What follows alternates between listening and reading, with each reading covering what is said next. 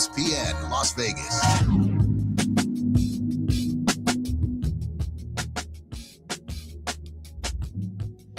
All right, this portion of the program is time for TikTok with Willie. Willie's got this growing TikTok community, and I know they had a bunch of questions over the weekend into today. So you want me to fire you some questions that you got on TikTok? Yeah, it's kind of fun. Just off the live that I did at UFC. So we got the TikTok community Q&A. Let's go. Woody in Brighton in the UK said, what do you think about Gianni Infantino wanting to add 16 more teams to the World Cup 2030 to get it to 64? Yeah, so this has gone from 32 in 1998, and now where it's at with 48. The argument, not argument, but the reasoning is that, hey, every nation deserves to have a chance. If they're doing that for that particular reason, it obviously makes sense to expand. But if they're doing it for marketing purposes to get money and it's going to water things down and not necessarily be a good thing, if it can take away from the competition, and I mean, we've seen some really good games this year. We've seen a lot of shootouts. We've seen some surprise exits early on. But if it's something where the nations that aren't being included deserve to be in it and they can provide quality, why not? Yeah, I would say the only downside is longer tournament with more games, a little more of a risk of being injured and not having everyone super healthy for the Final Four and the final. Another question from England. Riley said, do you think USA will take rugby seriously leading up to the World Cup next year? Yeah, I didn't know that they didn't take it serious. I think that the reason that we in America get that sort of rap is because it's not big here. I don't think it's because USA doesn't take it serious. Otherwise, we wouldn't be hosting things right down the road here at Allegiant Stadium. But it's just bigger elsewhere. As they call it, football across the pond is their biggest sport. Whereas here, it's growing, it's big, it's popular, it has its fan base. NFL will always be king here. I don't know if they don't take, it's not that they don't take rugby serious. It's just that I think it just needs more participation. Maybe they need it. I don't know. Are they going to start that at the youth leagues? That's where we see it grow, is grassroots participation. So I don't necessarily know if it's not taking it serious as much as it is popularity and involvement. Well, one more on the World Cup, back to soccer. Billy Bo said, do you think the World Cup has been a success in the USA? What can future host learn to improve? I think it's 100% from everyone that you've talked to. We've known people that have attended it. We've known media members that have attended it, fans that have flown over for it. I've heard through the TikTok community, people from England that have come over to watch it. I think it's 100% become a success, and I believe that USA is providing a lot more respect, and the host cities, I think Vegas is doing one of two things. They're thankful that they decided not to, and there's a part of them that's going, damn, we should have, because of the money. But American fans showed out big time. There were no travel complications, so the ticket prices have been, through the freaking roof. Why can't I say that? Future host. The only thing I can't really compare it to how other countries have done or where they fell short. The only thing I thought of was how many times we've brought up since our friend Arash Markazi to the different, first of all, the ticket prices, but also, which I don't know if you can control that, but concession stand money, right? We're seeing outrageous prices, but is that something that you can't change and you have no control over? It's every event, and FIFA's going to get what it can get. Yeah. Sonny chimed in, said, Patty Pimblett says he's now the face of the UFC. These are TikTok questions for Willie and Cofield and Company. Is he even close? You were in the building. Let me tell you something. Conor McGregor was the draw. He was the headliner. Patty Pimblett had the biggest roar coming into the arena. Whatever that song with his name, they were singing as he was coming in. It was loud. Conor McGregor got a roar. Patty Pimblett brought the house down. And then when he won, place was going nuts. Is he the new face? I think that's determined by the fan base. It's just like, is A'ja Wilson the face or is Caitlin Clark the face? Is Caitlin Clark the moneymaker? Is A'ja Wilson? I think it's all in determination as to the fan base and who's bringing it in. Patty Pimblett has a huge fan base. And if he continues to make that remark and then can go out and prove it and back it, I love the idea of maybe Patty Pimblett facing Max Holloway next and the winner getting Gaethje for the championship. We could ask RJ Clifford about that, but I think he's well on his way and Dana can take advantage of what he saw the other night in somewhat stealing the show before the McGregor debacle.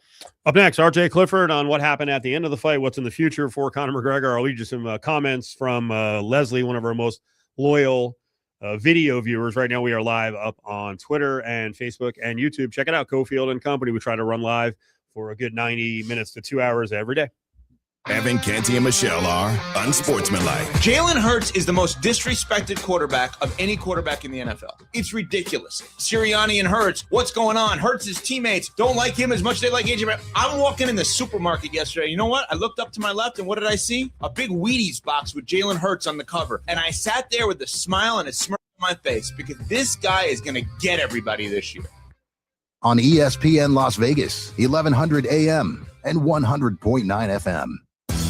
When you need cash, how quickly can LendingStore.com connect you to a lender faster than this commercial? Whether you need cash for a medical bill, groceries, or rent, LendingStore.com's network of lenders makes it quick and easy. In less time than this ad, you can fill out a few fields at LendingStore.com and find out if a lender can get you $500 to $5,000 as early as tomorrow. So visit LendingStore.com today for details. See website for details. Lending Store is not a lender and does not make credit decisions. Must be 18 years old, not available in all states.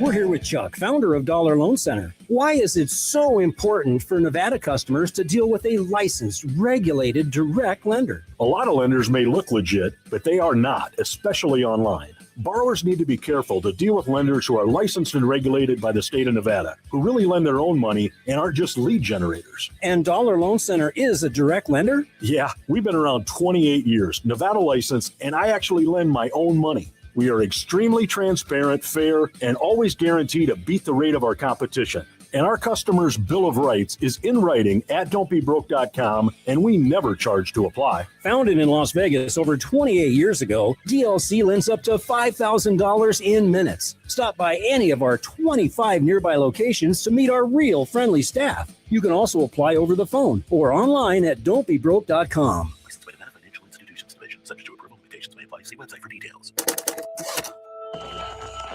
Technology never stands still. And neither does Les Olson IT. For 70 years and counting, we've helped businesses adapt, grow, and stay secure through every change. With experienced people and smart technology solutions, we make work easier, more productive, and more secure. Yesterday, today, and tomorrow. Let Les be here for you. The 2026 NBA Summer League. That's right, NBA fans. Here's your chance to show how much you want NBA basketball in Las Vegas by simply showing up and showing out on July 9th through the 19th at the NBA Summer League. Going down to Thomas Mack Center and Pavilion. With the star-studded draft on tap and the brightest stars in the house, it's a no-brainer. General admission, reserved courtside, and experience tickets on sale now. This is the most important Summer League ever. So let's go, Vegas. Visit NBAEvents.com, UNLVtickets.com. Ticketing fees apply. If job opportunities have put on the brakes, it's time to shift gears into a new career with Truck U CDL training. Truck U gives you the skills you need to become a safe, confident, professional driver with comprehensive classroom training and hands-on driving experience. Plus, national trucking companies speak with students about job opportunities to help get your career moving in the right direction. Call 702-533-3565. That's 702-533-3565. I was in a wreck. I need a check. I was in a wreck. I need a check. I was in a wreck. I need a check. After an accident, you don't want another headache dealing with the insurance companies. Let us get you all the money you deserve. Call 877-1500. That's 877-1500. Murder Road is the way to go. Call 877-1500. 877-1500. Randy Westbrook, managing attorney. I'm David Ortiz. When I lost my mom, she was only 46. And I lost my dad to cancer. It was the worst pain I ever felt. It made me think, what will happen with the people I love when my time is up? That's why I have life insurance. Ethos makes it easy. It's all online, take about 10 minutes, and you can get up to $3 million in coverage. Get your free quote at ethos.com/game. That's ethos.com/game. Paid testimonial. Time spent on application may vary. Online health questions required. Indeed presents hires you can't afford to get wrong, like a social media manager. Did you just post our Q4 earnings to your personal social media? Oh, yeah. Used the trending audio and everything. That's confidential financial data. Relax. It only went a little viral. The SEC just commented with the eyeball watching emoji. This is your time for sponsored jobs. This is what happens when you don't sponsor your job on Indeed. Next time, get matched with quality candidates with Indeed sponsored jobs. Visit Indeed.com/hire now and sponsor your job today. T-Mobile has an exclusive bundle for customers 55 and up. I'm Sarah Bowl. Yeah, I'm Frank Bowl. A reliable network is key for us. And with T-Mobile, it's been wonderful. And going to the 55 plus plan saved us so much money. A lot. And that's important. Trying to keep costs down. The home internet's been perfect. It's fast, it's quick. The setup was so easy, it took less than 15 minutes. It was like, ta-da! If you want simplicity, coverage, reliability, you want the whole package, T-Mobile has it. Right now, T-Mobile customers 55 and up can get 2 phone lines on America's best network, plus America's fastest 5G home internet for just $30 each. $30 per month each line with autopay plus taxes and fees. Minimum age 55. Pricing for home internet rely on 2 lines of Essentials Choice 55. $35 connection charge per line required. Best mobile network and fastest 5G home internet based on analysis by Ookla of Speed Test Intelligence data 2H 2025. All rights reserved. It's Cofield and Company on ESPN Las Vegas. So Willie was at UFC 329. I was watching at home. I was tracking all the tweets and the reaction, and I thought, you know what? Let me sleep on it, taking all the reaction. I put out a video on Sunday, and I thought it was pretty level-headed, but that isn't the case a lot of times when there's a devastating injury in a main event, when there's a lot of anticipation for a big fight, and it turns out to be a complete dud that never gets started. RJ Clifford has been around MMA for a long time, fighter behind the scenes as a production guy, front-facing talent. And Saturday night was disappointing. It sucked. But before we get to all that, RJ, what's the latest on McGregor's injury? Because there's so many people on Saturday within that first hour who are like, he's done. He's never going to fight again. What's reality right now? Well, he's announced that is a leg injury and he needs to go in for surgery. So we had a couple posts, one very lengthy one about 90% about his relationship with God, and that this season he's inspired, he's back, he's destined to do more. And at the very end, he's like, I got surgery, rehab, and I will be back. So he's got one more fight left on his contract with the UFC. He would like to fill that, and then hopefully, I think he wants to become a free agent and go from there. I'm with you. Even though he does turn 38 tomorrow, I don't think he's done. I remember 5 years ago, 5 years and 2 days ago, when he broke his leg against Dustin Poirier, people were saying, he's done, he's never coming back. He came back. People said, no one wants to see him. No one's not going to be a draw anymore. No one cares about Conor. He just shattered the gate record on Saturday night. So I think the will for him is there. The receipts will be there for him. Therefore, he will be back. And there's 2 stories here with his age. I saw Dan Patrick, who was trying to talk some MMA today, saying that Conor McGregor is 37 in that sport. That's old. It actually isn't. Now, he's older with his legs because he's had so many injuries, but the funny thing around mixed martial arts right now has been an amazing time for fighters who are 35 plus. Yeah, I mean, it's kind of a weird renaissance. I think that's more of exception as opposed to the rule. I think 35 is kind of right when you start getting old, especially in the lower weight classes. But that's at championship level. I don't think people are thinking Conor McGregor is going to come back and fight Islam Makhachev or win the belt. You can still be an effective, entertaining fighter at 37, 38, 39 years old. It's just there is, your body obviously does start to slow down a little bit at that point. And I think we've already saw a little bit of a slowdown from Conor, but even a 70% of Conor's prime is still a fun fighter to watch. I think people want to see. RJ, I've gotten a lot of mixed reaction on social media, on TikTok. That was terrible yesterday at the Aces game. Man, must have been disappointed. I actually thought it was, since I started covering, which isn't that long, couple of years now for the Associated Press, I thought it was one of the best events to sit there and watch every fight, have to write notes down about it up until the main event. I thought it was a great card. It has the most first-round finishes in the UFC. It was tied for most finishes in the UFC. It was fireworks, man. But just I think people are so often I think the boxing kind of spill over into combat sports. Everything is judged by the main event. And in fairness, right, everyone was there for Conor. Right, it was the Conor McGregor show. That's why everyone's there. And, as a guy that works 35 Saturdays a year, if I give up my Saturday to watch one guy and it doesn't go the way that I hoped it would, I would understandably be mad as well. But if you're Of all the casuals, I can understand the anger. MMA fans, they walked away very happy that they watched Saturday night. RJ Clifford's with us, MMA expert. He joins us each week to break down what's going on around the world in mixed martial arts. Let's get some reaction from you on some fighter reaction. I noticed that, I don't know if this was strategy or not, Dustin Poirier made himself very visible the last couple of days on podcast.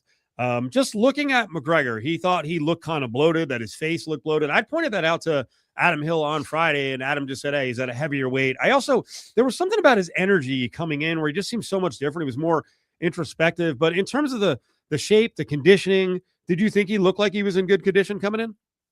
He looked like he was 37 and up a weight class. I think that's a fair way to put it. A little bloated in the face. I mean, he was Skeletor on the scale back in the days when he was making 145 and 155. I mean, even going up to lightweight, that was still a brutal cut for him. So I think just kind of the contrast of then versus now. And also, Dustin Poirier doesn't have a lot of nice things to say about Conor at any time. So not that I would discount what a great fighter like Dustin Poirier would say, but I think that's part of the I think it's awesome strategy by Poirier to be saying this stuff. So when Conor, gets to look at it, then he's going to start ripping on Poirier, and then guess who's back, in the mix in terms of attention from people as he's trying to recover from his issues with alcoholism. I saw Dean Thomas on a podcast say he didn't think McGregor looked like he wanted to fight, and he thought he should have fought through the injury, at least tried to fight through the injury. Is that too much? I think we saw it happen that exact card. Corey Sandhagen was in a Suliev stretch against Mario Bautista in the very first round. He was able to finish the fight. Now, again, all injuries are different. Corey Sandhagen posted how it was like a hamstring tear. He'll have to, that's what he thinks it is. He'll have an MRI, et cetera, et cetera, et cetera. But we've seen fighters blow out their legs and still continue to fight. Sean O'Malley did that against Andre Sukumtat and was able to finish the fight and need surgery right after. But again, that's what makes these cage fighters extraordinary and superhuman and not normal, is that they can do things like that. We don't know exactly what the injury is on the knee of Conor McGregor. And again, like he said, he's 37. Does he want to just destroy his leg even more in a fight where he doesn't think he could win? I don't disagree with Dean in that he's seen that happen before and fighters keep fighting, but maybe Dean can say that. I certainly will not tell a grown man that you should keep fighting despite being on one wheel. I thought another great observation was people reacting to seeing a leg injury, and they're like, why would he start out the fight with a kick? And then you had retweeted something about his history. What does he usually do at the start of a fight? There was a kick, like a wild kick, like against Dustin Poirier. He threw two spinning back kicks back to back. He threw a hook kick, I think, to Poirier the first time. He threw spinning back kicks against Diego Brandao. He threw spinning back kicks, I think it was Dennis Seaver. Like he usually starts the fight with kind of elaborate kick. Now, not as elaborate as a jumping switch kick. But we saw in the locker room, the footage was released of him warming up, doing that exact kick, and it landed fine. The problem is Max isn't a stationary target holding mitts like a cornerman. He stepped back, and when he did, Conor's foot planted, and the momentum of his kicking leg kept going. And so his leg just kind of planted and kept the kick going instead of both of them landing at the same time. Hence his knee turns into spaghetti. Willie's here. It's Cofield, RJ Clifford breaking down UFC 329. Listen, we're not trying to dampen down the disappointment. It sucked. That's not the way you want to see a main event go, but I do highly advise people who don't watch UFC on a regular basis, MMA on a regular basis, but especially UFC. Their cards are deep. There are great fights up and down the card. They're great stories.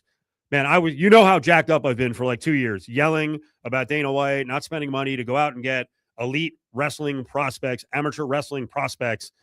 Gable Steveson, I thought, exceeded any expectation I had, because I expected a guy to go in there, tackle his opponent, the Snack Panther, destroy him on the ground, and then I'm watching and I'm like, this is a 5'11", 241-pound game plan that John Jones would try to execute with side kicks. The freaking kick to the knee. I was like, that is vintage John Jones.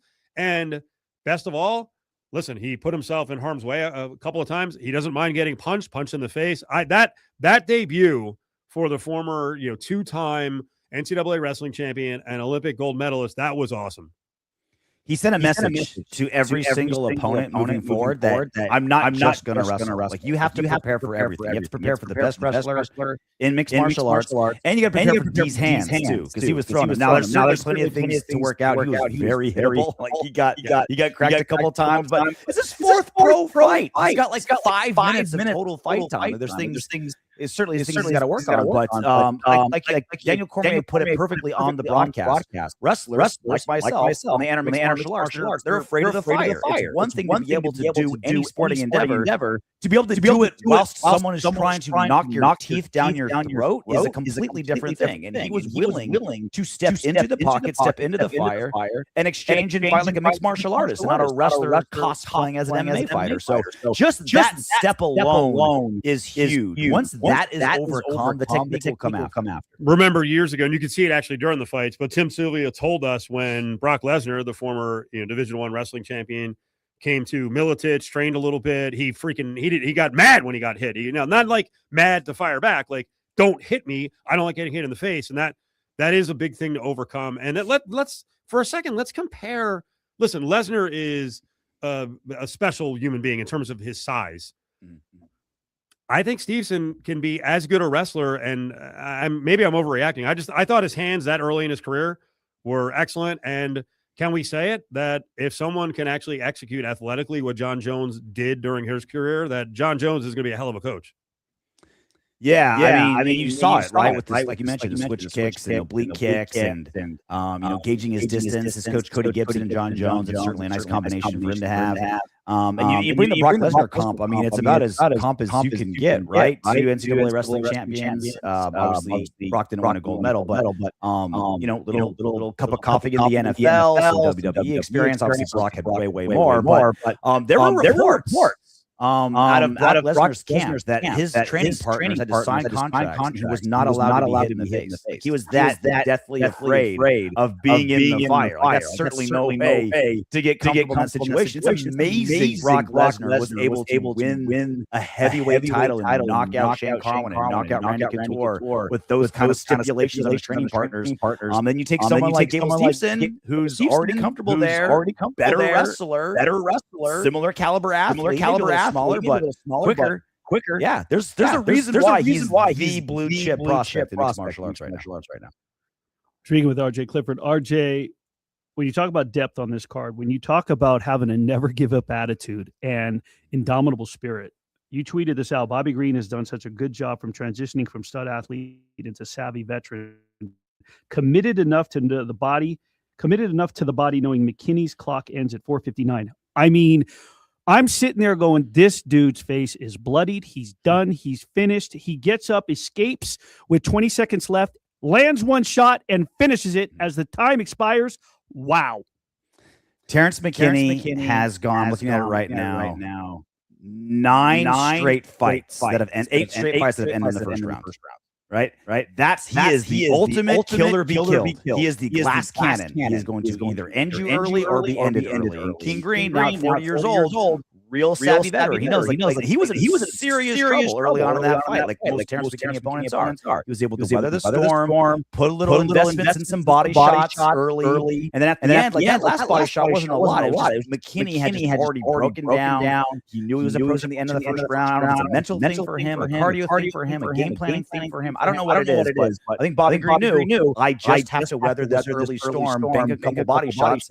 Now we'll put away. And it was a buzzer beater for 59 of round one. The arena was electric when Paddy Pimblett entered. I say it was louder and more electric than when Conor walked in. Is he ready to take over as face of the UFC? If you ask him, yes. I remember when he fought in London. He wasn't even. He was like the third fight on the card. Like, he wasn't even anywhere near that. It was very early in his UFC career. I think it was maybe his second or third fight. That was the loudest I had ever heard in an arena. when he walked in like 2022 when he was like 2-0 in the UFC. I've never been in an arena that loud for a fighter's walk. So he's certainly ready for it. He's at the right age, right? All the other big stars, other than Ilia Topuria, are all much older than him. Him was 31 years old. And to just completely nuke a dangerous fighter like Benoit Saint-Denis as the co-main event to Conor McGregor, like you can't buy that many eyeballs to see your performance. I mean, this is going to catapult him in a way that he'd already been going. And I will freely admit, I was very slow to come to the Paddy Pimblett bandwagon. I thought he was the beneficiary of some nice matchmaking, and he just, the UFC saw the marketability and kind of hyped him up. So shame on me. Whatever he earns fight-wise, it's going to be on merit. The hype is there and the marketability is there. But any matchup he gets moving forward will be on the wins, losses, skills, and merit. I think the fight plan for Pimblett is obvious. Does Oliveira have a fight scheduled? No. I would get him in there with Oliveira. That's a winnable fight. That pushes him up a little bit more. And then maybe timeline-wise, that's when you set him up against Conor McGregor. And it's a passing of the torch. Either McGregor pulls off some great victory against the young guy, or Pimblett launches to another stratosphere. To me, that's the plan. And then because we keep hearing about Pimblett being, much bigger than the 155 class, you fight him at 170 in a super fight. That'd be awesome. Connor weight. What's it matter? Does it really matter what weight Conor McGregor fights at? It's just type, and he'd be so much bigger than him. And that would fit into kind of the UFC plan, right? Like when a star has the last fight on his contract, they don't want them leaving on a win. You want them losing to one of your guys you think is going to be a star. That's what the UFC tried to do when Nate Diaz left and had him fight Khamzat Chimaev. Chimaev came in 1 billion pounds overweight, so Nate gets to fight Tony Ferguson, leave on a win, and even more remarkable. So the young, the old, in mixed martial arts, if I kill you, I become you, Highlander style, and that would make perfect sense. Yep. Bruno Sammartino, and remember his rivalry back in the day in wrestling is Larry Zbyszko. Old school wrestling, Larry Zbyszko. Maybe Paddy Pimblett will take the chair to Conor McGregor's head. Don't do that. He's brittle. Don't do that. Okay, 2 questions, 2 minutes. Today is National French Fry Day. Do you have a fry of, I don't know, your favorite fry? What is it?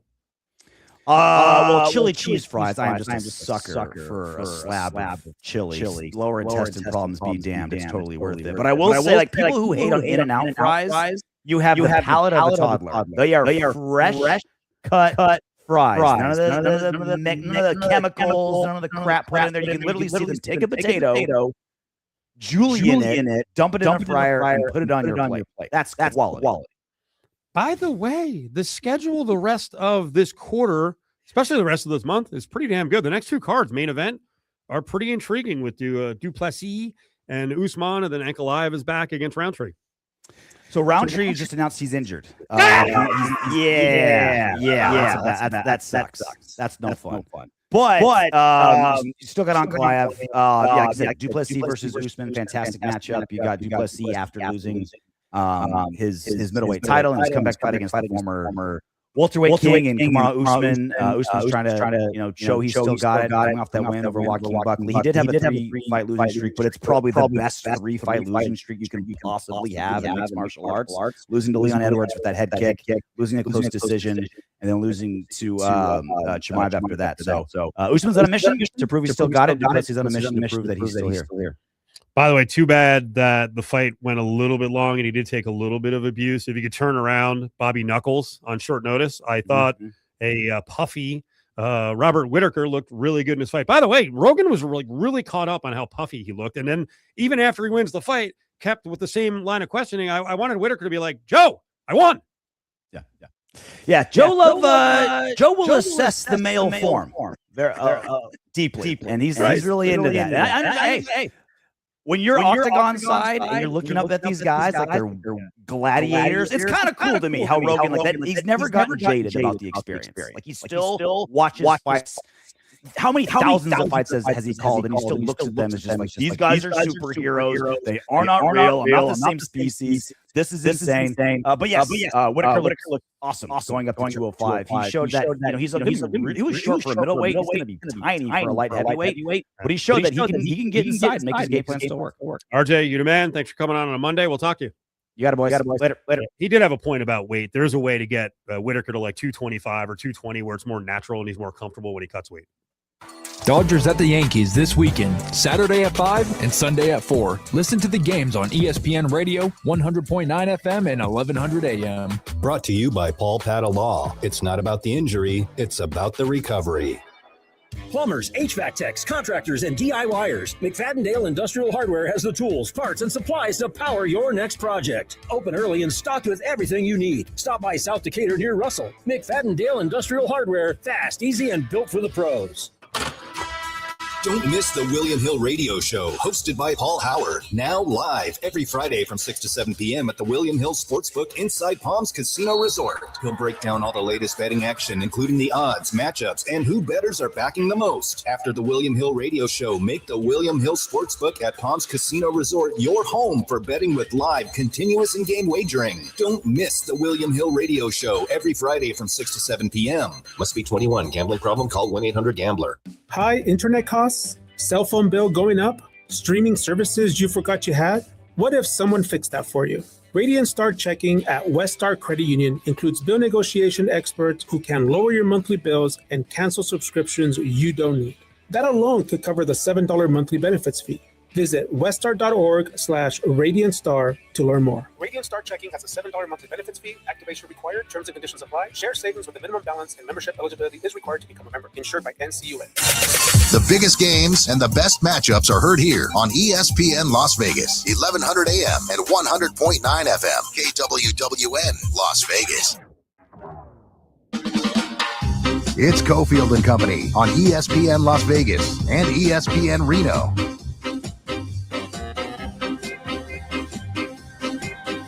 Here we go, 4 o'clock hour. You heard it, Reno, Vegas. You can react on the text line at 364-1100, 702-364-1100. Willie Cofield. James is here. Let's get to it. Battleborn Injury Lawyers presents the Big 4 at 4. Number 4. It was a crazy weekend in Vegas. Lots of cool events highlighted by the NBA Summer League, Aces with 2 games, and UFC 329. My God, people are dialed up on fight day. I didn't put this in our rundown, but I noticed Dana White went on some show in the morning and said, you can't get a hotel room right now because of our event, something to this effect, in Vegas. And everyone immediately went to Expedia or something else. We're like, liar! There's rooms everywhere. Okay, there are rooms. There were rooms. They were more expensive, though. I can tell. I tweeted out, New York was $325. Park MGM right next to the venue was $350. Listen, rooms were more full. There was some availability, but people get so worked up. It was a big event or a big weekend for Vegas, which made the celeb toll, the final number of celebs and the level of celebs at the fight impressive. The Aces game on Sunday, you said there were a bunch of celebrities out there. Well, I'm trying to think who they put on the UFC screen. So Sophie Cunningham walked as a ring girl. I know Max Crosby was there. Saw Mel Gibson. Chet Holmgren. I didn't see him. From the Thunder. Shakur Stevenson. Vince Vaughn. Next to Vince Vaughn was Tucker Carlson, who at one moment was seen dancing, which people didn't love it. People didn't love his dancing. Tyson was there. It was another level in terms of celebrities. Who else did you see? Oh, I'm going to embarrass myself right now. You, Adam, Case Kiefer. You could look at the big screen and know the I don't really know them by face, the MMA, but obviously UFC fighters. Yeah. And either they drew boos or rounds of applause. I don't know. There were a bunch of boxers there because there's some signing. You mentioned Shakur Stevenson, who they misid'd as Jalen Williams from OKC. Well, there's a story behind that. Which Dana afterwards said something. So what was the story? What happened? Well, he comes in and somebody said something about that. And he said, you know what? We have to have the worst production. Oof. He goes, I just went off because he meets with the production crew, right? And he's talked about how he immediately takes notes throughout it because if you ever look at Dana White during a match or during a card, he's looking down a lot more than he's looking at the octagon because he's watching the production. He said, we got one guy identified. I paid thousands of dollars, Shakur Stevenson, and he's identified as an NBA player. We got another blah, blah, blah. And so he says, somebody mentioned that soccer, the World Cup's in America. No, their defense when he was going off on them was that, well, no, soccer's the worst production because they don't show anybody. He goes, oh, no. Then that makes us the worst because we do put names up under the celebrities. We just put the wrong ones and dropping F-bombs and is just this F-bomb laced tirade on his production crew in that it was horrible. So I can only imagine. And here's the thing with Dana White. It's not a secret that he can be, he's hard on his employees, but that's why also you make the top dollar. You're well paid to get a job done. So if you're going to screw it up, you're going to hear about it, rightfully so. Ryan Garcia, who is also with Zuffa now, Kevin Durant, Devin Booker, John Wall, Dak Prescott, Derwin James, Von Miller. I mentioned Max Crosby, so it was a star-studded event. And then there was some spillover the next day, Sunday, for the Fever in town and Caitlin Clark. Yeah, obviously Bam was there. Mike Tyson showed up. Lisa Leslie and Dawn Staley were in the house. So you had some WNBA legends. Obviously, Mike Tyson's a legend. And I'm not sure who else in terms of, sometimes they stay very low key, but there were some NBA players that were mentioned. CJ McCollum obviously for the Summer League, and then whether they went to UFC or not, but they definitely came over to the Aces Fever. So Sophie Cunningham got probably the best pop outside of a WNBA game of any WNBA player this weekend. Number 3. Meanwhile, Kathy Engelbert was at the celebrity golf tournament in Tahoe, and apparently she was supposed to go on with Dan Patrick, who does a radio show over at our sister station, Fox Sports Las Vegas. She canceled really without much notice, and then Patrick went on a 5-minute diatribe. I didn't get to watch it until Saturday morning, what he said about Engelbert, the commissioner of the WNBA, skipping out on a spot with him. I noticed a lot of media people were like, great job. Dan's a legend. He nails it. I watched it, and I thought Dan came off as kind of shaky, mad, and talking about something on the air that probably didn't need to be on the air, and I thought he came off as incredibly sanctimonious. My question is, by the way, he's not wrong because he said, right, hey, this is a good opportunity for Kathy Engelbert to come on and answer some questions. But there was this whole attitude like, hey, without me, she's never asked the tough questions. And here's the other thing. I forget who someone said, like, the WNBA is, trying to grow. How dare they miss this opportunity? They've grown just fine without coming on most sports radio shows. Like, believe me, I think we have a level of importance, but I'm not going to be egotistical moron and say that without us, you don't come on with us, you're never going to grow. They've grown. So they're going to be okay. Now, did they handle it correctly? No. Is this too often par for the course with PR people? If they're to blame with the WNBA, yes, it happens a lot. All right. You mentioned the part, and I got three points here from this. Dan Patrick obviously has gained his respect in the media world from his days on SportsCenter, but I still would like to know who is Dan Patrick that he thinks this is her great opportunity or this is her chance. You know what? Her biggest chances are going on with Ryan Ruocco or Rebecca Lobo or going on ION or going on USA, the networks that are actually putting their games on if she wants to go in and talk. You mentioned it, Steve, but these are the points I also made, is that your show's not make or breaking it to answer the tough questions. And if you don't think that she answers, I know of this is not anything old, especially with what's taken place with the letter from Congress regarding Caitlin Clark, the situation with Caitlin Clark and Alyssa Thomas. I know for a fact that she did a 20-minute off-the-record conversation with a very well-respected reporter, and basically that reporter said, wait a minute, went back after reviewing everything, taking the transcript and saying, I think that this particular quote would work, and I think it would be for what I want to do. They said, no, don't use any of it. And it wasn't even going to come. It was perfect. Like it was complimentary. Yeah. So that's how private they are. So now my thing is, you asked me before I got here, or when I got here before we went on the air, you said, did you watch the video I told you about over the weekend? I said, not yet. I'm about to watch it. But what if I commented on that video without watching it and said, well, I heard that this, that, and the other? How would that sound if I never listened, but told you I didn't listen to it, but someone told me what was said? Well, why didn't you just listen to yourself? Who is he to slam a Kansas City radio show without knowing Go listen to it. He's talking about, well, I heard that she went on a Kansas City Riders. Why don't you go listen to it instead of telling what you heard? That's hearsay. So that's a bad. He said, I heard they agreed to give softball questions. Right. But go listen. Like listen How to the about if interview. I just say, well, I heard this about Dan Patrick. Yeah. I hear most Dan Patrick interviews suck. Okay. Yeah. They don't. Okay, go listen I think to it he's yourself. I think he's very good. Now, that all said, if everything he said is accurate, it's a bad look for the WNBA and Engelbert only because she agreed. It wouldn't have been bad if she declined from jump, but when you agree to it and you're sitting, as he said, 50 yards away from the driving range.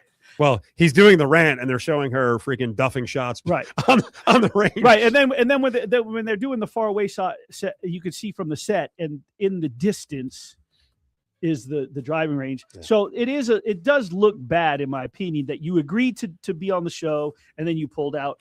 Whether or not the PR team made that decision, whoever it may have been, I know the PR team, and I'm not going to sit there and call out names, but if they went back and said, well, we should have never agreed, or Kathy, you should have never agreed, your people, so we're telling you don't do it. The PR firm, the PR team does hold a little bit of weight and will tell Kathy what to do and not to do if they feel it's not going to benefit. And I think in the situation with as inflammable as it's gotten with, like I said, the basically surrounding Caitlin Clark and the recent things that have taken place, she's an easy target. And when there's a misstep, the media lines up to smash Kathy Engelbert. But she's kind of brought this on herself. I don't know if she'll go on with Patrick. She probably should. I don't think any of his questions are going to be that tough. I don't think he knows anything about the WNBA, and so I wouldn't fear going on there. You know what? I got news for you, Dan. You should have been in Vegas last year, right before the WNBA finals, in that crammed press room that they had us all in, to watch her answer questions about Nafisa Collier and her comments. Because that was the whole labor struggle. She was taking fired upon questions that day. Yeah. And if you don't think that those are, she's not used to this was her chance to take hard questions. The media that was covering the WNBA finals was inside that room that turned into a sweat box, by the way. Do a better job. Yes, I'm calling everybody out, including our own, do a better job, Mandalay. Get us a bigger room for something like that. She was under fire that day. You even asked me about it. We talked about it. Man, was she sweating bullets. Number 2. Seahawks sold for over $9.5 billion. So I will go back to the old joke from about 8 years ago now. I guess that protest by all those fans who are all mad at Colin Kaepernick, that's not working out because the NFL continues to sign record-setting TV deals on 9 billion networks. The hunger for NFL football is ridiculous. And now we've got a family that had a small ownership stake in the Niners. They've stepped up to pay $9.6 billion. We don't know a whole lot about them. Is it Khosla family, venture capitalist, but also co-founder of Sun Microsystems. His wife is going to be the official controlling owner. And yeah, if I'm a Seahawks fan, I'm a little bit concerned because Paul Allen was a good owner. Here's the money. Football people, do what you have to do. I assume these people have enough experience being around the Niners, even as like less than 5% owners, that they're going to be responsible owners. So hopefully this works out for the Seahawks. But it is starting to get mind-boggling that we're approaching $10 billion for, think about it, it's the Seahawks. I mean, what does that mean? Are the Cowboys worth $15 billion? Well, what are the New York Giants worth, or Stan Kroenke's Rams worth? $9.6 billion. A traditional name is going to be worth a lot more. Right. So. But money people respect the money of the NFL and respect that the value of teams is going to continue to grow and grow and grow. And it's not record, by the way, record before this last sale was the Commies. Commanders sold for $6.2 billion that's in DC. With a lot of baggage. With baggage, but also the hope that they're going to get a new stadium. Yeah. I mean, Steve, it's and I think I mentioned this phrase earlier, but we know NFL is king, but realistically, we're seeing it across the board in all sports. The value is going up. I mean, sports is playing a big role in society as much as you want to hate it. And I think if we go back 6 years during COVID, when the societal climate was very intense, and I don't think it's really died down. It's just that we've opened up from the pandemic in 6 years where we're at. But from that point forward is we're seeing the impact the sports is having on society and people. That's translating to value, however you want to look at it. Number 1. Interesting news on the former Lions cornerback Terrion Arnold, who is facing multiple felony charges. A Florida judge ruled on Friday that, yes, he can go visit other clubs, and that's not the ruling. The ruling is he doesn't have to do it with some sort of ankle bracelet or GPS tracker. Are we all comfortable with the Jets, the Seahawks, the Texans, the Colts all reaching out to Arnold, who's facing some pretty serious charges here? And if we are, should the Raiders be looking at a primetime cornerback with the thought that, hey, innocent until proven guilty?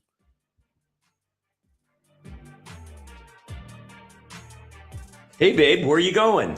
Fantastic indoor swap meet. The swap meet? I love Fantastic. Can I come along? Sure, if you bring your wallet. What are we shopping for? Everything. They've got everything, and it's a lot more fun than shopping online. Okay, let's spend the afternoon. It's just over on Decatur and Okie.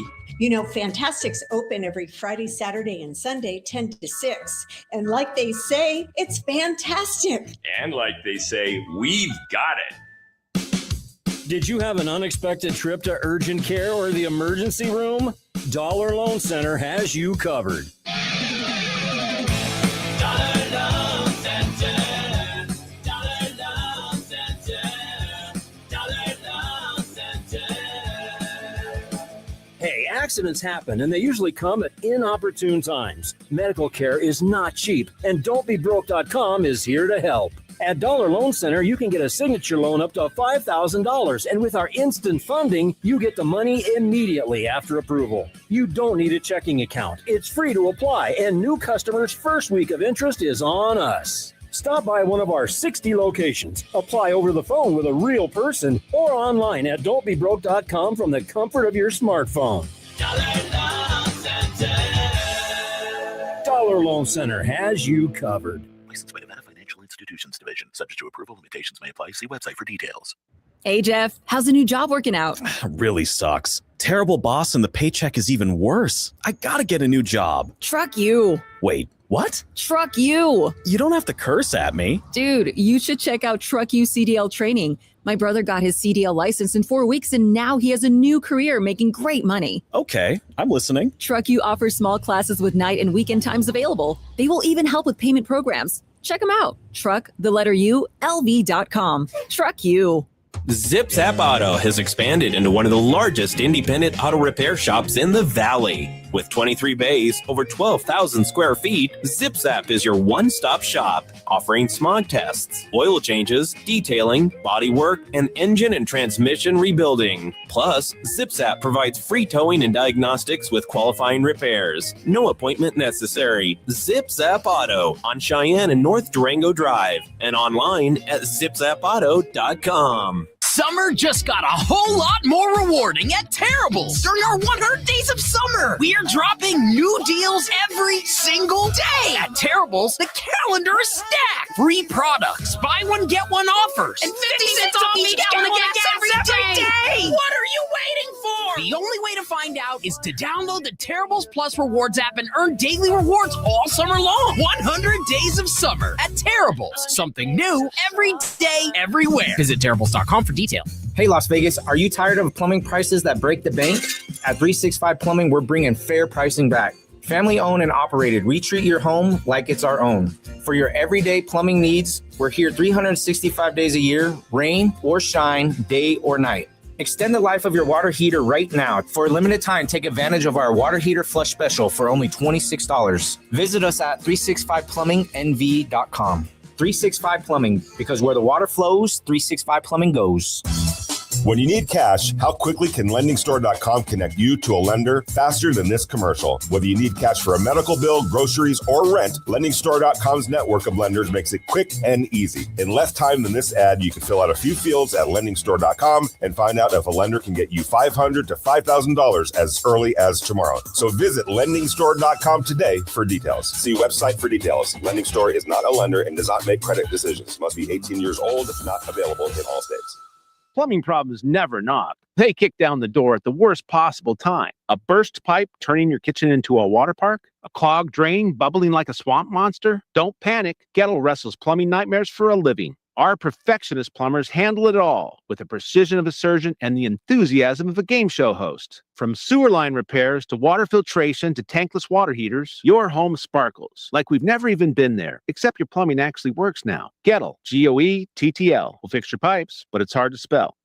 This summer, skip the airport chaos and hit the road for the perfect family getaway in Cedar City. In just 3 hours, you'll trade the desert heat for cool mountain air, breathtaking scenery, and outdoor adventure everyone will love. From hiking and biking to fishing and stargazing, Cedar City delivers big fun without the big price tag. Ride the chairlift at Bryan Head Resort, catch a show at the Utah Shakespeare Festival, and explore nearby national parks. Start planning your summer escape today at visitcedarcity.com.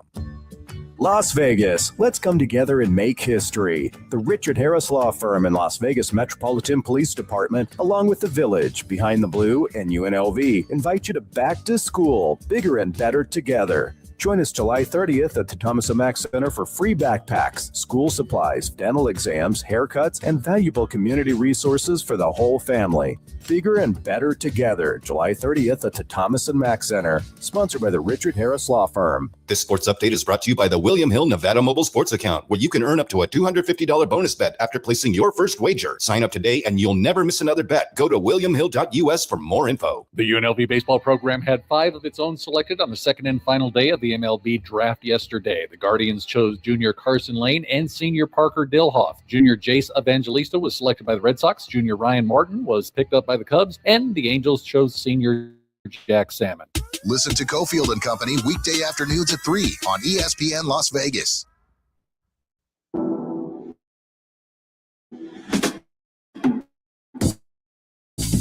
It's Cofield and Company on ESPN Las Vegas and ESPN Reno.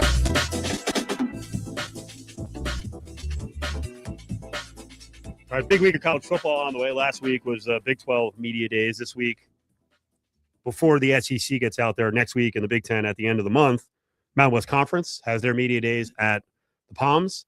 ACC is set up in the middle of the week in Charlotte. So there's going to be some good storylines coming out of the ACC. I want to get to that in a couple minutes.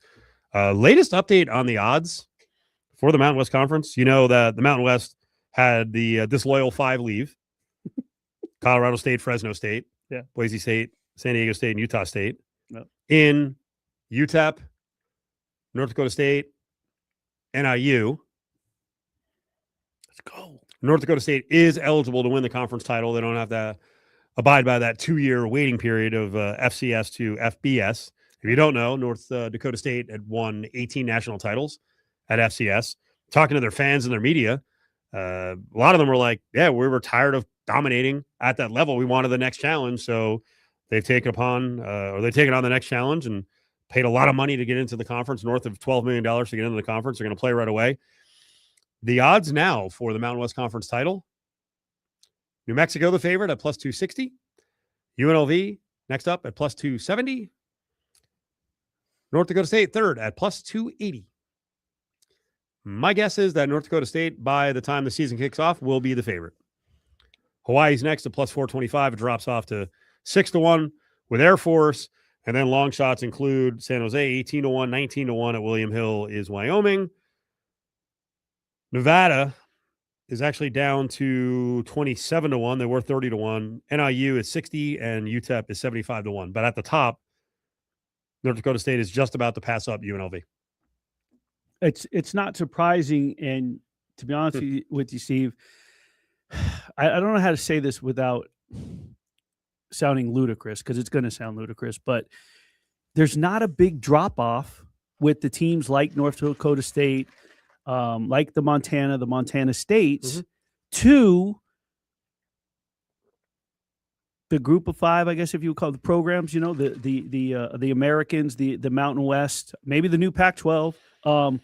They're right there because a lot of these kids are guys that, you know what, you could go to the Mountain West and be the superstar on that team, or be part of the, on a mediocre, or you can be an FCS All-American and possibly win a national championship. You could be that good and just maybe not fit in at the Powers, be somewhat of a star here, or be a superstar at the FCS. So I think that North Dakota State's going to fit in perfect in the Mountain West, and I agree with you that they could be the favorite. I don't know about. I think if they were going to be the favorite by preseason, are you talking about from a betting market that there'll be enough money comes in that it'll drive the price to being a favorite, or Yes. that?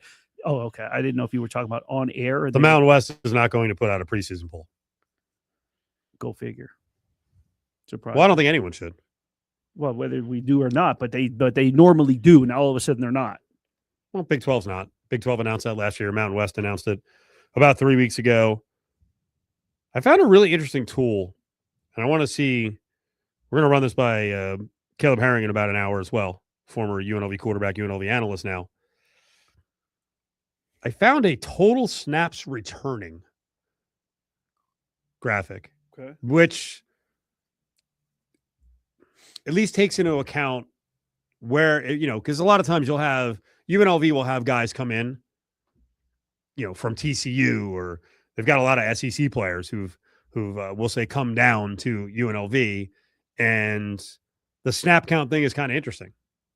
Now, I think schools like New Mexico are going to look good in the total snap count because I think more of their transfer portal work is done bringing guys up to this level or laterally. UNLV is bringing guys down from group of 4. So sometimes you're not going to see massive snap counts.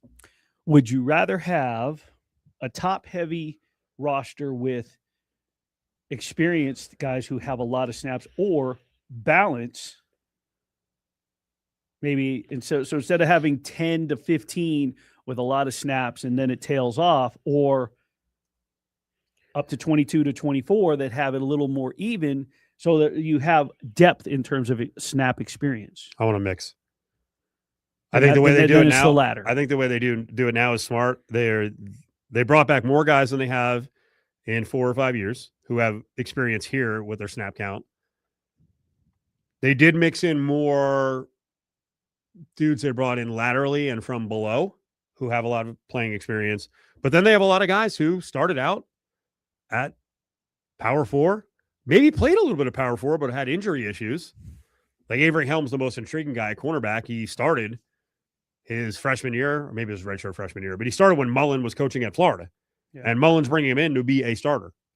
So his snap count from last year doesn't look great because he's been hurt. But if he gets healthy, then you got a guy who was good enough to play at Florida at the time. You remember Jalen Catalon was a good example of that with Odom. Catalon had emerged at Arkansas, if I'm correct. Arkansas and then Texas, but at Arkansas, he was unbelievable his freshman year and then just kept getting hurt. And then when he came to UNLV, he had a really good year. But there's a lot of guys on this roster who have bounced around, have been at 3 or 4 schools, and they had a year with some good snap counts and other years where they just didn't play. So that's why it's harder than ever to do the preseason polls. And it's kind of a futile effort because you're just guessing. You don't know how good they are. You don't know how they're going to adjust to the lower level. Yeah. So UNLV, by the numbers, by snap count experience, is 86 in the country on defense and top 35 on offense. Which, well, what does that tell you, though? See, that's the other thing you have to take in consideration. If that's the case, you don't say, well, the defense didn't get enough. Well, no, that just means that the offense kept the defense off the field and had longer drives. Right? No?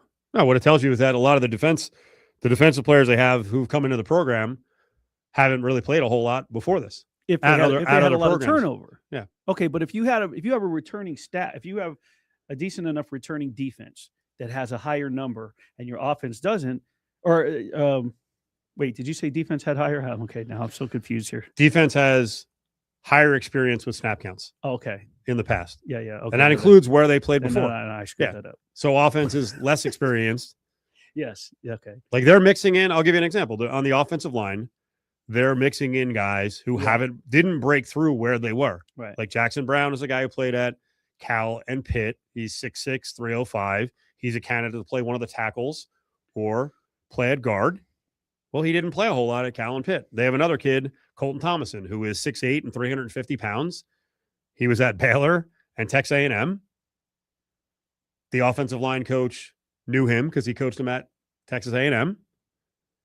His upside is tremendous, but he hasn't always been in the best shape. But by snap counts, he doesn't have a whole lot of experience. Now, their receiving core guys who are coming in have actually played a lot before. Taz Reddick's played a lot at Oregon State. Just like last year's group. There were guys who had played a decent amount at, places like Auburn and Arizona State and LSU. So, tool that's worth something, but I wouldn't go gaga about it. And it might be more applicable to group of 4 schools than trying to rank group of 5 where UNLV is. Some of the conclusions that I saw someone come up with from snap counts, they said Virginia has an amazing amount of experience that returns. Yeah. I think I like Indiana, believe it or not, actually does still have a lot of experience on its roster, and so does Texas Tech. Number 2 in total snaps overall experience, and number 1 in defensive total snaps, and they lost some really good defensive players. I like the idea of the tool, Steve, but I think that if it were me, I'm sitting here in July. I'm looking at ways to break it down even further to accentuate the angle that you're looking for. So just going right off. Well, this snap versus, because like you said, there's some with experience from other schools, injury, take things in consideration. So I think it's effective, but you have to delve a little deeper, have some filters. There's really no metric that is going to accurately predict what's going to happen with players coming in from the transfer portal. Yeah. It's very much a guessing game. And the biggest thing is you get out to practice and you see who's excelling and who looks comfortable and who's blending in with their new coaches and new offense and new defense. ACC football media days are also happening in the middle of the week. Some of the biggest stories. Do we care about Belichick now? Or is this just a guy who's running a 6-win program and has kind of shown, I mean, I guess you got to give him a chance to see what he did with the portal and with recruiting. I don't think he has a coaching advantage over most of his cohorts in the ACC, and I don't think he's going to put in enough work to recruit the right way. I think there's more interest out there as to in Belichick and when he retires than what he's going to do with North Carolina. I don't necessarily. I think the whole, the clickbait happy. I think that they'll still be there over the girlfriend thing or his personal life. But I think more than anything, it's when is this guy going to retire once and for all? North Carolina is 25-1 to win the ACC. That's not right. They're 125-1. They are picked 15th out of 17 teams. 17 teams. Yes. The story to me actually is what sort of jump can James Franklin, who got booted from Penn State. I don't know if that was a great move by Penn State. What kind of move or what kind of impact can he have immediately at VTech? Probably pretty good because he took a bunch of Penn State players. He robbed their recruiting class, and Virginia Tech is a good football program. For me, Miami's favored, SMU, Louisville. It's where from Virginia to California to Florida State, like in that range. Who's emerging? Who's going to be the surprise? Well, I think the other glaring thing is that conference wants to consistently get at least 2 or 3 teams in to a CFP. Clemson at 14-1 to win the conference ain't good for that conference at all, which again plays to the point with the transfer portal. You either embrace it, you do your homework, you find your formula that works, or you can be a stubborn ass like Dabo Swinney, and now you're looking at a program that every year was top 8 coming into the season. So now they're 14-1 to win their own conference, which is considered the 4th weakest conference or the weakest out of the CFP. Car won't start, dog needs meds, and you still haven't made a will? Life happens, and Radiant Start Checking helps you handle it. 24/7 roadside assistance, pet care savings, and virtual vet access. Even tools to create legal documents like wills and powers of attorney. All included for $7 a month. Radiant Start Checking from Westar Credit Union. Visit westar.org/RadiantStar to learn more. Radiant Start Checking has a $7 monthly benefits fee. Activation required. Terms and conditions apply. Share savings with a minimum balance and membership eligibility is required to become a member. Insured by NCUA. Ford Country in the Valley Auto Mall, a family-owned dealership, has been proudly serving the city as a true automotive leader for decades. From day one, they've stayed committed to their customers with a wide selection of vehicles and a team focused on making your car buying experience quick, smooth, and hassle-free. This July, it's your Ford, your way. With any new truck purchase, you can get up to $500 on parts or accessories on favorites like the Ford F-150, Ford Explorer, Ford Escape, and Ford Bronco Sport. Ford Country. Everything we do is driven by you. Summer just got a whole lot more rewarding at Terribles during our 100 Days of Summer. We are dropping new deals every single day. At Terribles, the calendar is stacked. Free products, buy one, get one offers, and 50 cents off each gallon of gas every day. What are you waiting for? The only way to find out is to download the Terribles Plus Rewards app and earn daily rewards all summer long. 100 Days of Summer at Terribles. Something new every day, everywhere. Visit Terribles.com for details. The Australian Pink Floyd Show. The happiest days of our lives. Greatest Hits 26. Saturday, August 15th. The Smith Center. Playing classics from the dark side of the moon. Wish You Were Here. Animals. The Wall. Metal. Relics, and more. Tickets on sale now at thesmithcenter.com. The Australian Pink Floyd Show. The happiest days of our lives. Greatest Hits 26. Beat the heat with some cool cash for betting sports on the William Hill mobile app. With the William Hill Cash Rewards program, you can earn up to $500 in cash. Earn summer rewards points for mobile wagers made until August 31st. Win or lose. You can earn even more rewards points for teasers, parlays, and same-game parlays. Sign up for the William Hill mobile app today and opt in to enroll in summer rewards. To see participating locations, visit williamhill.us. Must be 21. Gambling problem? Call 1-800-522-4700. An accident isn't just an accident. It's lost time, lost wages, and a fight you didn't choose. That's where we come in. At DeCastro Verde Law, we deliver serious firepower for serious injuries. We fight to make things right. When you're injured, the choice is clear. We're the DeCastro Verde Brothers, and we have your back. Together, we win. BrothersWin.com. At DeCastro Verde Law, the brothers have your back. BrothersWin.com. It's Cofield and Company on ESPN Las Vegas and ESPN Reno.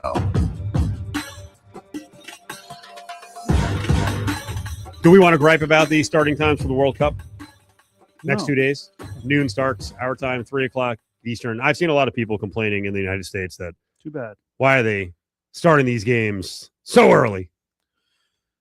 Now, they didn't know who was going to make the finals or semifinals, but this works out nicely. I mean, really not. It's still freaking 8, 9 o'clock at night in France, Spain. I have to look at time zones, England, and then In the UK, it's 8 hours ahead. Argentina. Argentina's a little more along our lines. Well, you know what? When England played Mexico, it was at 1 a.m, and the pubs, which I think are supposed to close at, correct me if I'm wrong, anyone in my TikTok chat that's from UK, I believe that the pubs are supposed to close at 1 or 2 in the morning. They extended the time till 6 a.m. I saw the people, like, nobody was really complaining in my TikTok community from the UK saying, oh man, the match doesn't start till 1 a.m. our time. They were all getting a kick out of it, making their plans to be a part of it. Like, oh, we're going to go out. We're going to kick it. We're going to do this. We're going to stay up. We're going to stay up for breakfast. We're going to have beans over toast. We're going to celebrate. So they're catering a little bit for both in terms of doing an afternoon in America and to cater to the countries that are in it. Too bad. Suck it up. It's not, it's you know, the more and more entitlement that I hear and see is just fascinating. It's not a big deal. I'm not complaining about the start times. William Hill odds on World Cup. I know you had England to win it, right? Yes, I did. I don't think you bet it, but that was your pick. I did. Now we're down to France plus 150, Spain 3-1. They face off. England is plus 333, and Argentina is 4-1. It's going to be England. Argentina is going to be a good match, but I think that they're to get to the final. They're in a better position against Argentina than they would be if they were playing France or Spain, because I think France obviously has Mbappe, you know, but they have a well-rounded team around him. Spain, the same. Argentina's got Messi. And when you rely completely on that guy, I think as he goes, the team goes. Not saying that they're not capable with good players, but they move as he moves. They go as he goes. England's been playing really good defensive soccer, football, if you're in the UK. And my reason for picking England a month and a half ago, when everybody else was picking France, Spain, Argentina, Germany, Brazil, even the people in the UK going, well, we want our home country. We want to bring it home, but I'm going to pick France because they're the favorite. Or, I mean, I got the young cats that are arguing with me going, well, there's a reason that they're the favorite, Willie. We'd love for them to win, yes, but they're probably not going to win it. I barely heard anybody over there saying we're picking England. Harry Kane and Bellingham have been fantastic, but the reason I gave was Jordan Pickford. You've heard me say his name on this show. The goaltender for the English Premier. He was a huge tournament, and he has. They're playing outstanding defense. If they can sort of just bottle up Messi and make it difficult him to execute and create and score, which I know sounds impossible because it damn near is, I think it opens things up for them at the other end, and England has a great chance to get to the final. Then again, what do I know? That was good. 80 seconds. I act like I'm some expert. 80 seconds. You are now. You're on. You're all over TikTok in the UK. They love you there. They've schooled you on soccer, football. So much. I got to study up my EPL for next season, though. There you go. Get it together. We got a great show coming up at the Sahara. Totally tubular. 80s bands like Thomas Dolby, Flock of Seagulls, the Motels, the Producers. It's at the pool at the Sahara coming up on the 25th. 364-1100 is the number. Caller 7. Go to the Sahara box office to online to get your tickets if you don't win these. 364-1100, 364-1100, caller 7. We're going to check in Kansas City in about 20 minutes. Talk to Soren Petro about his Kathy Engelbert conversation. Also some looks at Big 12 football. But on the way back, Aces lose. What a weird weekend. Blowout win, blowout loss. Hey, Jeff, how's the new job working out? Really sucks. Terrible boss and the paycheck is even worse. I gotta get a new job. Truck you. Wait, what? Truck you. You don't have to curse at me. Dude, you should check out Truck You CDL training. My brother got his CDL license in 4 weeks, and now he has a new career making great money. Okay, I'm listening. Truck You offers small classes with night and weekend times available. They will even help with payment programs. Check them out. LV.com. Truck You. A synthetic blend oil change for just $24.95? Seriously, in today's market, that's one of the best automotive values you'll find anywhere. But this isn't just an oil change. Your vehicle is serviced by trained service technicians, and every visit includes a free digital inspection, and every service is backed by a 12-month, 12,000-mile warranty. But don't wait. At $24.95, this offer won't last forever. Schedule today at Meineke.com. Meineke, doing car care right. It's JT for Findlay Volvo Las Vegas. What deals they have? How about the 2026 Volvo XC90 B5, only $599 per month? That's for a 36-month lease. That gets you 7,500 miles per year and only $5,059 due at the lease signing. The MSRP is $62,445. They have the deals you're looking for and the vehicle safe. Findlay Volvo, Las Vegas. Beat the heat with some cool cash for betting sports on the William Hill mobile app. With the William Hill Cash Rewards program, you can earn up to $500 in cash. Earn summer rewards points for mobile wagers made until August 31st. Win or lose, you can earn even more rewards points for teasers, parlays, and same-game parlays. Sign up for the William Hill mobile app today and opt in to enroll in summer rewards. To see participating locations, visit williamhill.us. Must be 21. Gambling problem? Call 1-800-522-4700. Car crash? Got road rash? Money. More for me, less for you. I'm way better looking than that other guy, so I'll get you more. Stop. It's not about the injury, it's about the recovery. Hi, this is Paul Pata from Paul Pata Law. If you are injured due to someone else's negligence, don't drown in all the hype. At Paul Pata Law, you're more than just a case number. You're family, and we'll stand by you every step of the way. Paul Pata Law, we're your personal recovery attorneys. Check us out at paulpatalaw.com. Gambler's bonus hits again. On June 14th, Betty hit 4 fours, clearing her Gambler's bonus 4-of-a-kind bingo card for over $11,000. Betty hit big and so can you with Gambler's bonus. It's why you play the game. Nick here with Stefano's Greek and Mediterranean Grill. Summerlin, it's official. Stefano's is now open on Lake Mead in Buffalo. Come enjoy our beautiful dining room designed for family meals, quick lunches, and everything in between. Or swing by for fast, easy takeout with all your favorites. Gyros, bowls, shawarmas, kebabs, and our famous baklava. Our salad dressings and marinades are made with no seed oils. And our must-try fries are cooked in 100% avocado oil. The new Stefano's in Summerlin is now open. Come taste what everyone's talking about. Stefano's, real food, real fast, real healthy. This sports update is brought to you by Dollar Loan Center. Get up to $5,000 in minutes at Dollar Loan Center. Free to apply, and new customers enjoy 1 week of free interest on their first loan. Visit don'tbebroke.com. The UNLV baseball program had 5 of its own selected on the second and final day of the MLB draft yesterday. The Guardians chose junior Carson Lane and senior Parker Dilhoff. Junior Jace Evangelista was selected by the Red Sox. Junior Ryan Martin was picked up by the Cubs. And the Angels chose senior Jack Salmon. Did you miss any part of your favorite show? I actually think this is a great discussion. You could rate quarterbacks based on their ability to shut everything else in the world out. Like when things are going wrong at home, they don't fall apart. Want to be in the know? Catch up on all the podcasts and listen live at lvsportsnetwork.com.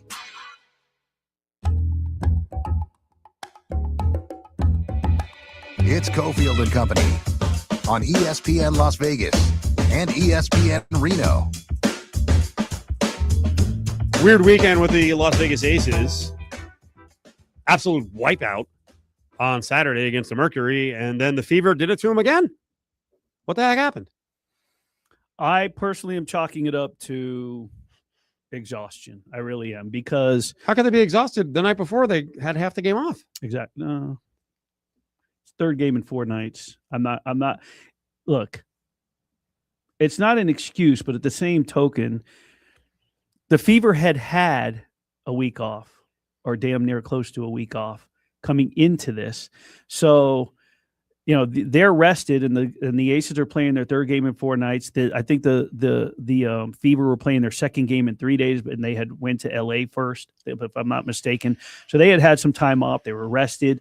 Caitlin Clark made a return. No, actually, I apologize. I'm wrong on that. They had some time. They had a bunch of time off. They went to LA. She played. She was off for the Phoenix game, and then she played in this one. Sophie Cunningham went off. Boy, weekend for her. Ring girl to a 3-point shootout with her boy Dana White watching in attendance.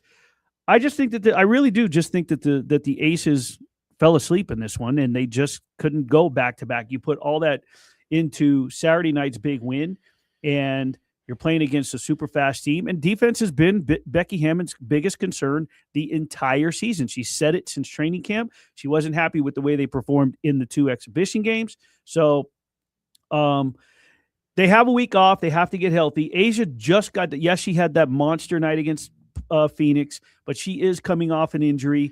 Dana Evans made her debut. And hey, let's acknowledge it. Their spark plug off the bench is no longer on the team. So, you know, they have some questions to answer there if they're going to go after somebody by the deadline in the first week of August, if they're going to bring in and make a splash move there. And I wouldn't put it past them, because, you know, there are going to be some teams that now look and say, well, we're not going to make that run into the playoff race, into the top 8, into the postseason, and let's build for the future. Or let's try, and they shuffle someone over. And you never know what's going to happen, because you know what? You got a no-tax state. You're playing in Las Vegas. It's that culture of the locker room. Everyone count. You know what's funny is the Aces are 1/2 game out of first place. They had the best. They've been jockeying for the top position in the WNBA standings with the Minnesota Lynx. They're 1/2 game back. The Lynx play tonight. Last year, at 28 games, they were 14-14. At times, they were below 500, and they were in jeopardy of not even making the playoffs. They bring in Alyssa Smith, and then they make that huge 16-game winning run to close the regular season. The season is far from over. 26, 30, 33, 34. Those are some of the losses this year. Yep. Out of the 7 losses. So is it clear, like, they get to the third quarter and they're out of the game? That's it? We pull the plug?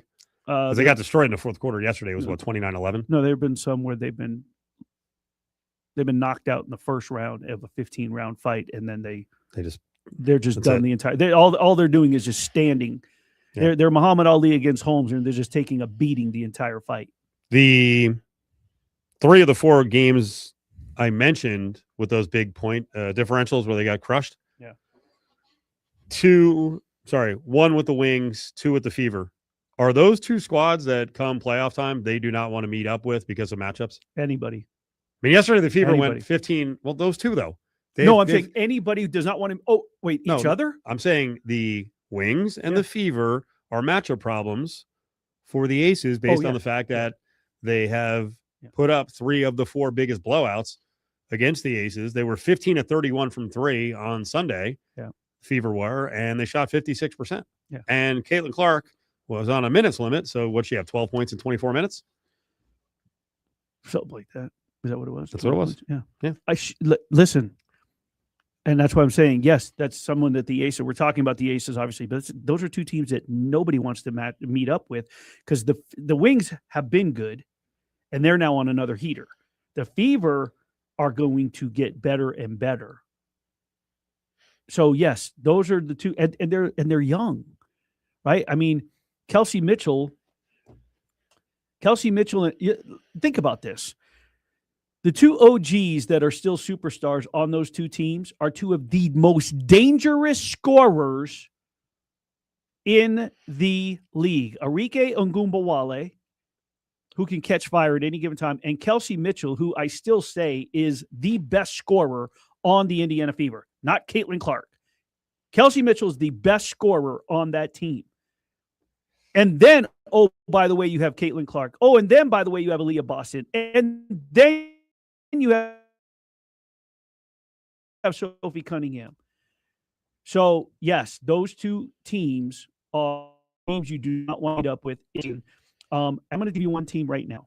July 13th. I want you to remember I said it because I know that you know. I will remind you if they do something big. A team that nobody's going to expect to be there and be a thorn, like last year's Fever without Caitlin Clark that took the Aces to overtime in the 5th and decisive game. The Washington Mystics. Incredibly young talent. Sonia Citron is phenomenal. Kiki Iriafen. With their if they're healthy going into the playoffs, they're going to be a nightmare. Did Clark annoy you when she seemed to embellish a little bit? Didn't she go down to the floor claiming that playing defense, that I don't know what she got, elbowed in the crotch or the stomach or something? Crowd was a little annoyed. Well, what happened was Chelsea Gray came in and it sort of just she was like you would if you're trying to back down near the post.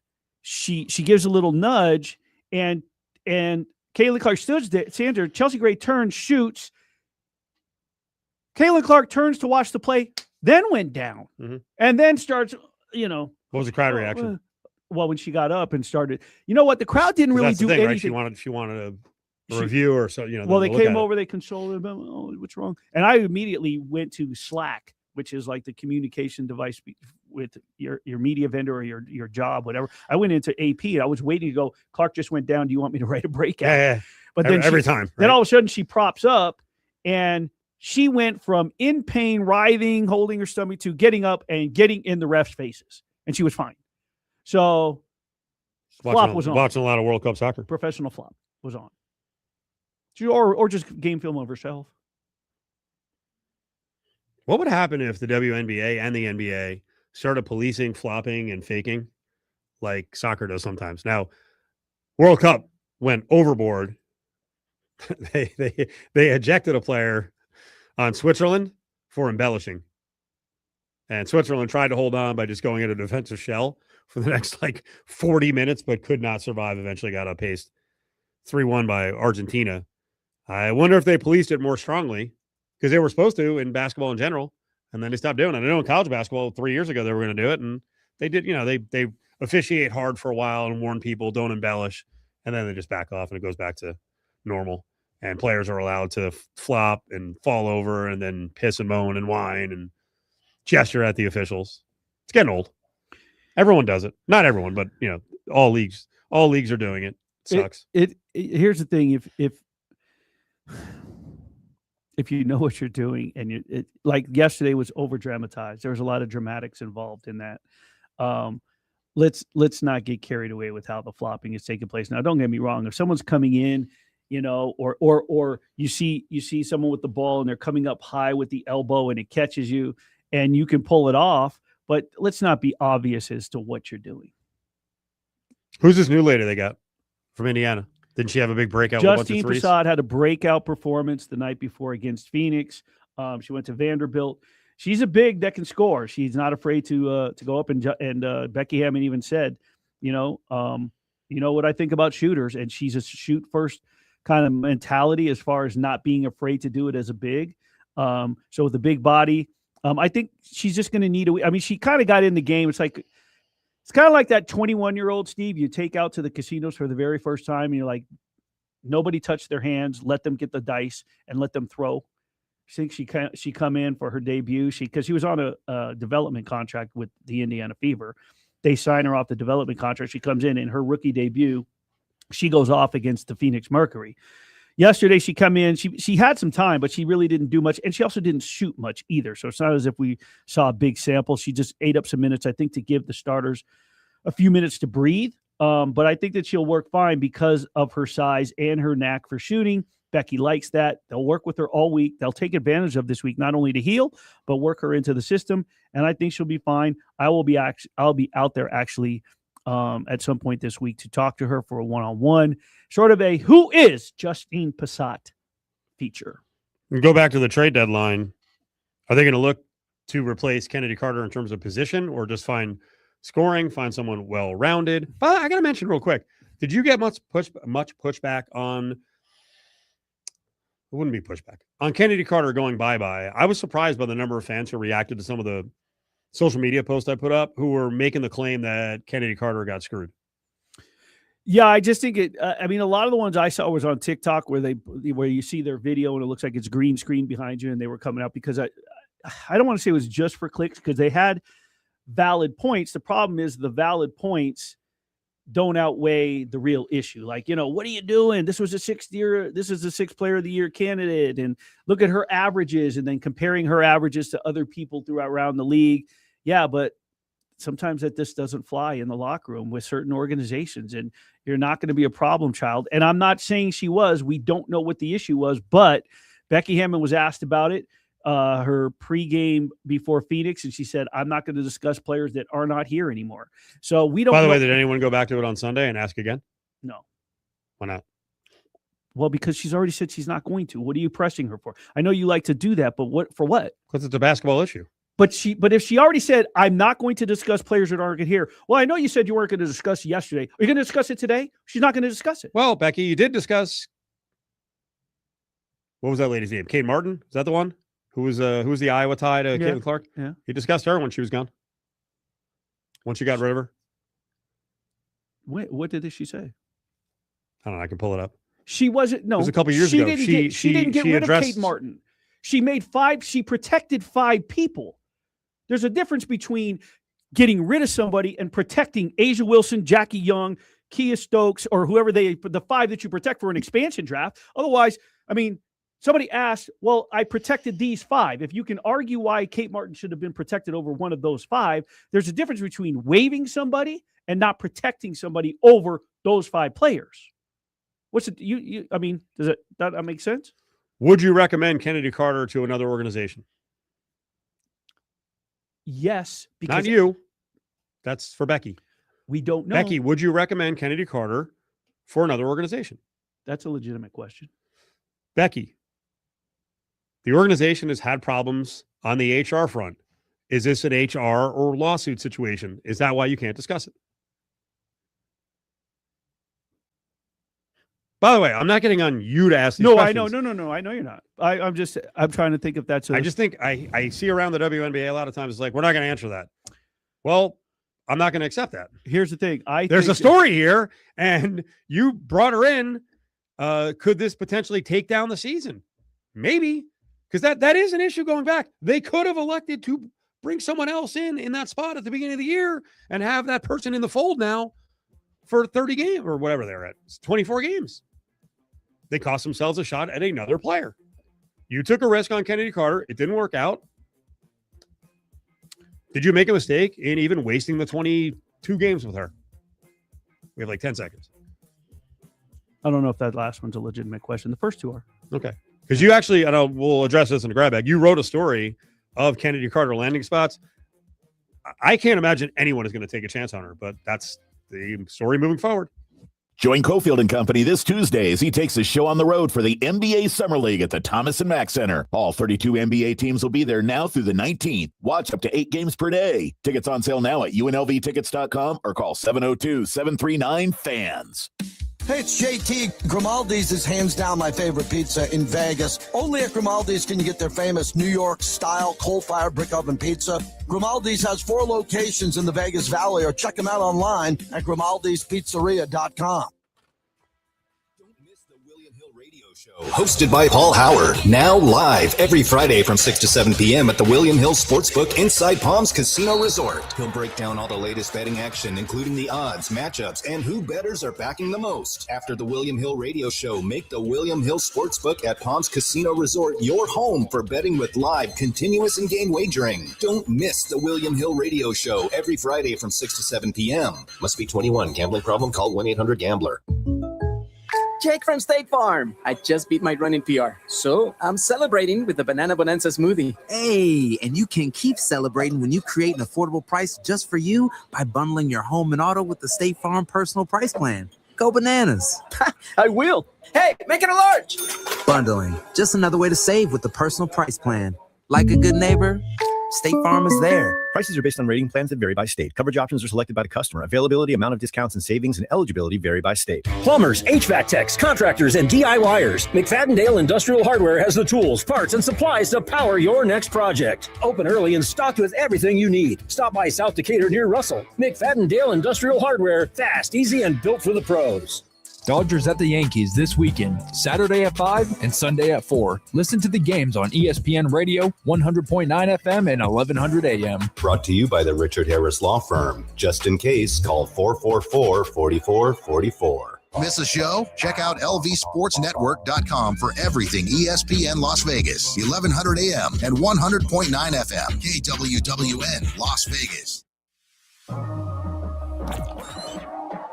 Live from the Findlay Toyota studio, you're listening to ESPN Las Vegas.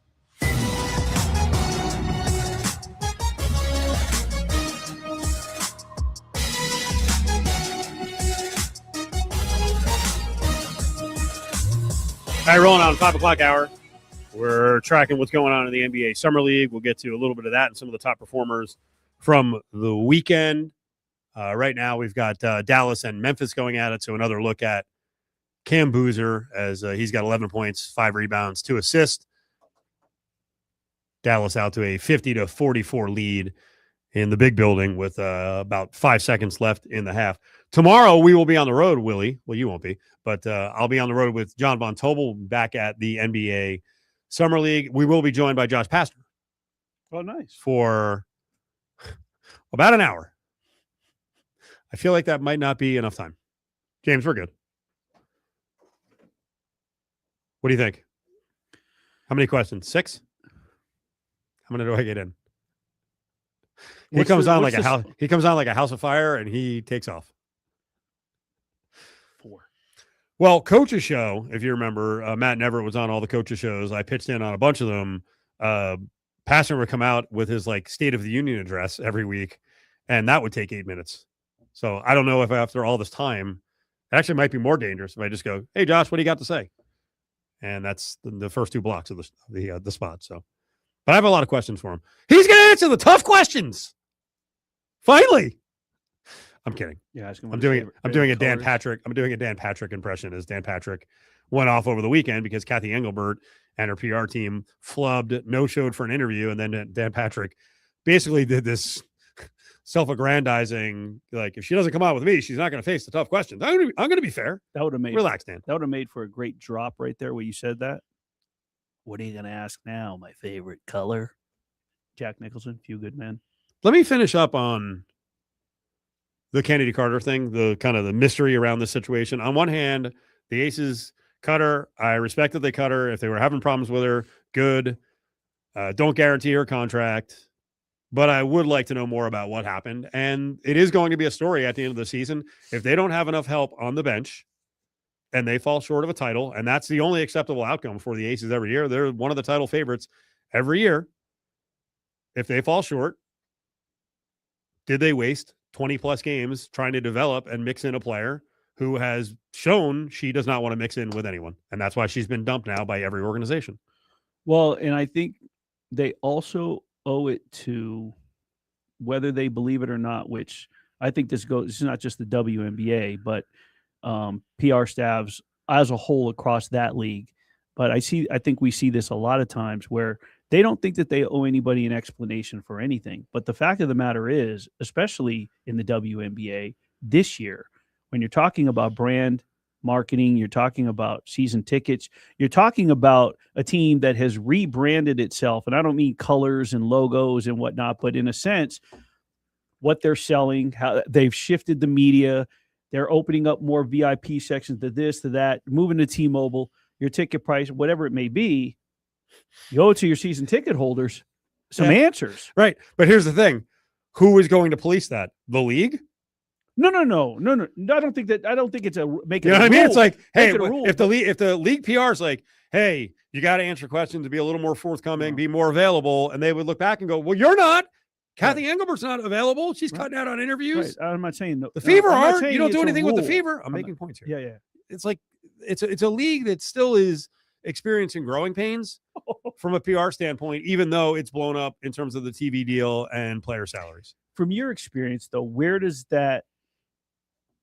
how do you rectify that? Do you clean house from the start and say, hey, the top? Well, I think they need a new commissioner. I think they need someone who's got more experience. I think she's overwhelmed by the job. I think they need some retooling in the commissioner's office because they've mishandled some things. Here's the flip side, by the way. We deal locally with another organization that is like, we're going to do whatever we want. And what the media normally expects in terms of access or answers, we're not going to do it. You know why? Because you sons of didn't cover us for years and years and years. We're going to do it the way we want. And guess what's happened? The UFC has made it. So if Dana White and previously the Fertittas were like, hey, we're not doing it the way everyone else does. We're not the NFL. We're not the NBA. We're not Major League Baseball. The Aces could look at it the same way. Like, hey, you guys didn't back us. We had to fight and claw, scratch our way to all this. You didn't cover us. Screw off. I don't know why I thought you were going to go to the Golden Knights when you started that. Oh, I think the Golden Knights are still closer to a traditional organization. Like Kelly McCrimmon, when Kelly McCrimmon, he did sort of apologize at the end of the season for the way a couple of things were handled. It was up one thing, though. Yeah. Right? The Tortorella thing. Okay. Well, you think Dana White would do that? He coming in. Dana You White apologize. Do you think Becky Hammond is going to do it? She might come in and go, I was wrong. Right. I was wrong. I didn't think she needed to apologize for the Brunson thing. I thought the demands of she has to apologize for that. She gave a take on a basketball player. She was wrong. She said she was wrong. It's not. None of us have to apologize for giving a hot take, especially when you're working in the media. UFC isn't made up of teams. They're made up of fighters. So in a sense, Dana White would consider like the head coach. He's the president, but he's the coach, right? I think he's more like a commissioner, and the teams actually. That's the funny thing about UFC. The teams, trainer and then whatever, 11, 12, 15 big time fighters. They're more cooperative. Well, what I was going to say, they're more cooperative than you expect. The Axis is actually very good, especially if you're local. What I was going to say is this: out of the four entities, because you brought in UFC, Aces, Raiders, Golden Knights, and UFC. There's really no team. Dana would be, like you said, the commissioner. He's the president of UFC, right? President, yeah. The person with the biggest ego, and I don't want to use arrogant, but at times, out of the head coaches, Becky Hammond. You got a brand new coach in Clint Kubiak. You got a brand new coach in Ryan Craig. So at this point, the person with the biggest ego, biggest chip, is a 3-time champion coach in Becky Hammond. Speaking of the Raiders, a couple things. First of all, highly advised if you haven't in the audience, Go back and watch Max Crosby and his podcast. He did 45 minutes with Fernando Mendoza. Did you watch? No. Watch the whole thing. Very good. I thought Mendoza came off as more normal. He didn't have that shield up that he normally has up. Gave some real answers. I thought there was some really good back and forth. Did Max ask him the tough questions? I don't think it was that type of conversation. You know who would ask the tough questions? Who's that?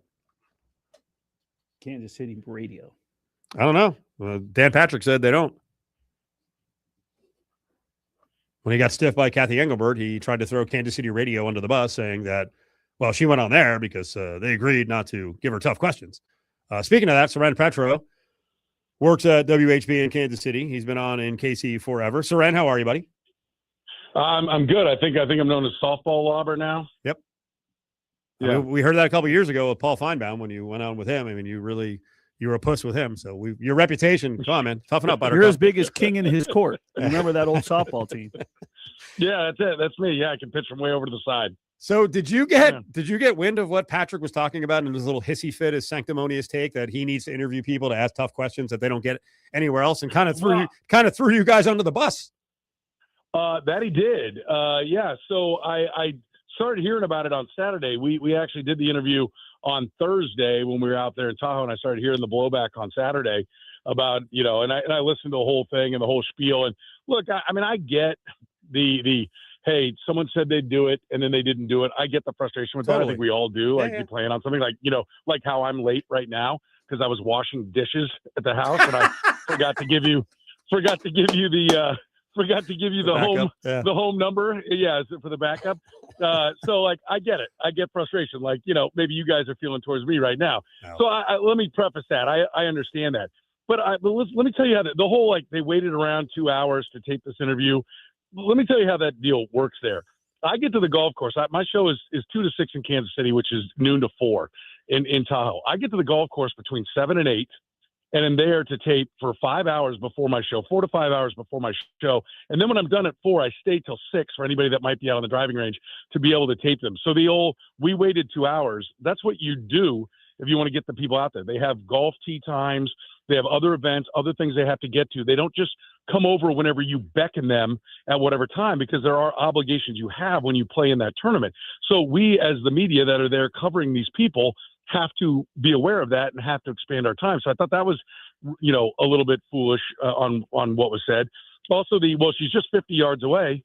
So feel free to come off your throne and walk over the 50 yards and talk to her yourself. What is this sending Scooter or Skippy or whatever cute little nickname everybody on that show has, and having them come over and talk to the commissioner for you. Do what we did. The president of my company walked over to her and said, hey, can you have her on? That's another thing. Couple things.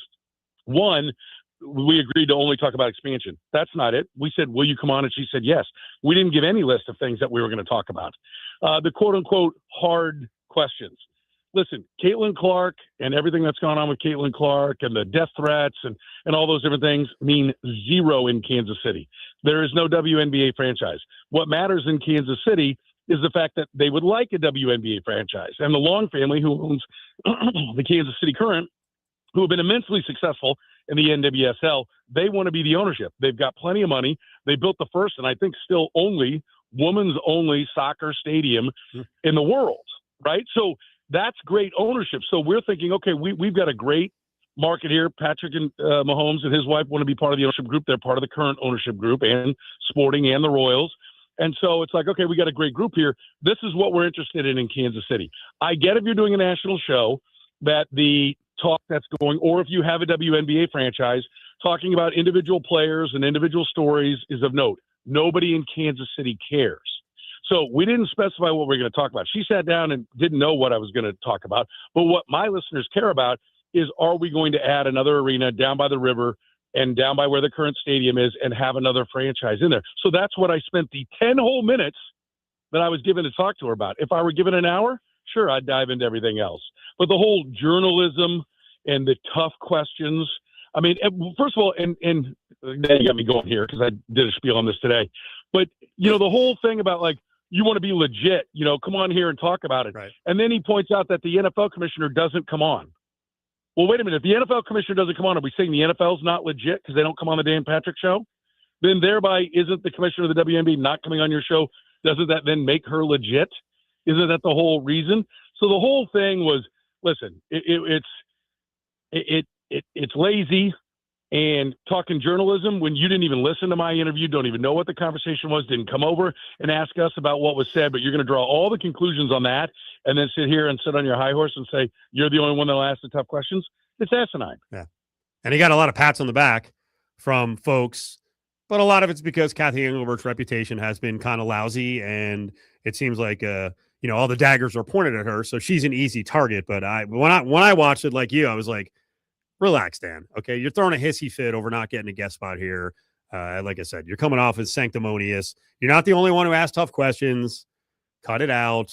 And I'm glad you pulled back the curtain. No, at these events, because you guys were both at the celebrity golf tournament in Tahoe. Yeah. And yeah, sometimes even as the if you think you're the biggest host there, things aren't going to always come easy to you, and you got to go. You have to do it, or someone else has to go and hustle up interviews. Yeah, well, but if you've got an issue with her, get off your ass, walk the 50 yards, and go talk to her. Don't sit here and highlight, well, she didn't come to my studio where I was 50 yards away. Well, you didn't walk over to her. I mean, I watched this happen in Kansas City. It was always like I'd see people who were trying to make their name firing at Carl Peterson or whoever the coach is like, well, they won't come on my show. Well, you don't go. I go down to Arrowhead and set meetings and go talk to the people where their offices are. Do I think that they should just come on whenever? Yes, but sometimes you have to work the relationship. Yes, you do. And I'll tell you, furthermore, as far as the whole throwing a tirade because she didn't come on, lots of people stiff you. Robert Saleh, your former head coach with the Jets, now the Titans head coach, told us no less than 7 times that he was going to come on with us and would be walking by, would be like, hey, coach, is now good? Oh, I'm going to hit some balls. And then he'd sneak out the other way. Oh, hey, coach, is now good? Oh, I got to run over and do this, and then I'll be back over. Said it every time. Like, so I don't go on now, but we didn't care. You just go ask the next person. There's a 90-plus player field of people with at least half of that being good quality that you can get. So throw a tantrum and to be the tough guy because the one of, I think, 2 female players in the tournament didn't come sit down on you. Wow, that's ballsy. Because did all the coaches one by one go over there? Was Kevin O'Connell over there? Was Robert Saleh? Because I would think that if, you're so mainstream, you would have wanted to have all those. Did every one of those guys go on over there? It was Patrick Mahomes on over there when he's in town. I don't know, but I guarantee you other people have said no. And so when they say no, is there the same tirade? If not, then you're just picking the female commissioner to be the tough guy on. Speaking with Soren Petro, WHBKC. Soren, and on that note, I think you glanced over it too in talking about, what you were there to talk to Kathy about. People don't understand, or they're going to hear him because he's on a national voice, that you have an agenda in what's going to be interesting to your listeners in that. If we had Kathy Engelbert on with the aces in town, the 3-time champs, the defending champs, we might ask about the physicality and the letter to Congress and this because we have WNBA listeners. Not saying you don't have WNBA fans there, but if Patrick Mahomes is there for a charity golf event and he sits in with Dan Patrick, he may be likely to ask a little softer questions where you might be asking a little more hard-hitting. Everybody's different. Everybody's agenda has to be different based on the audience that they're dealing with. How much are people missing this point? I think he's missing it completely. I mean, I think, audience expectation is, listen, I'll relate it to comedians. I got friends that are in stand-up comedy and they'll come off and, one guy says, hey, how was the crowd? The crowd's terrible. They don't get it. They're dumb. all they want are, fart and poop jokes. Well, then tell them fart and poop jokes. Like, your job is to make them laugh. Like, you have to be able to adapt to what it is.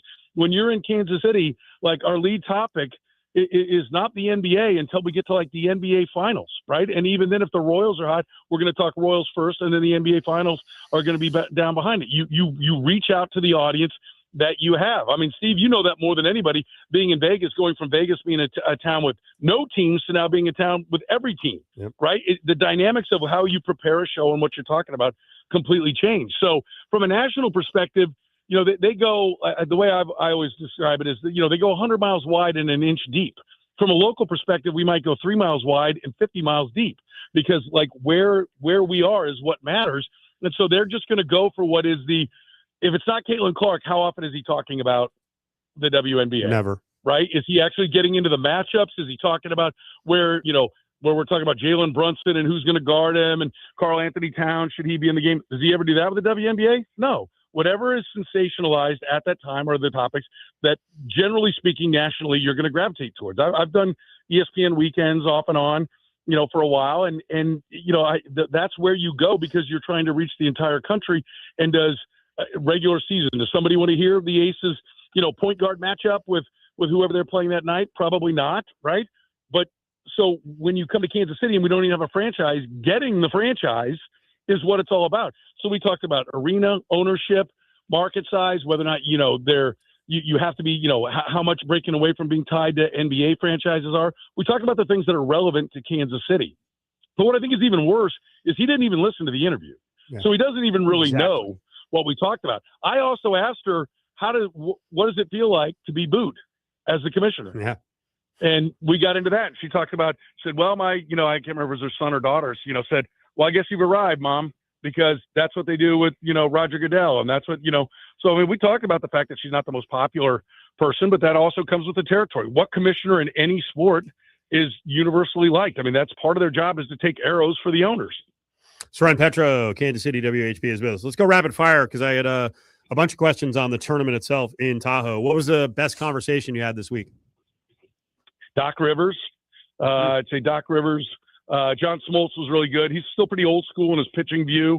Derek Carr, I guess I should say him. He was fun. Wow. I mean, I don't know why you guys are all uptight about Derek Carr. Seemed like a swell guy. Oh, he's duplicitous, so that's fine. He's good on interviews like that. He's duplicitous. If you want to say what was the worst conversation of the week, or if you don't want to specify this week, what's the worst conversation you ever had at any of these Tahoe tournaments? Because you're there every year.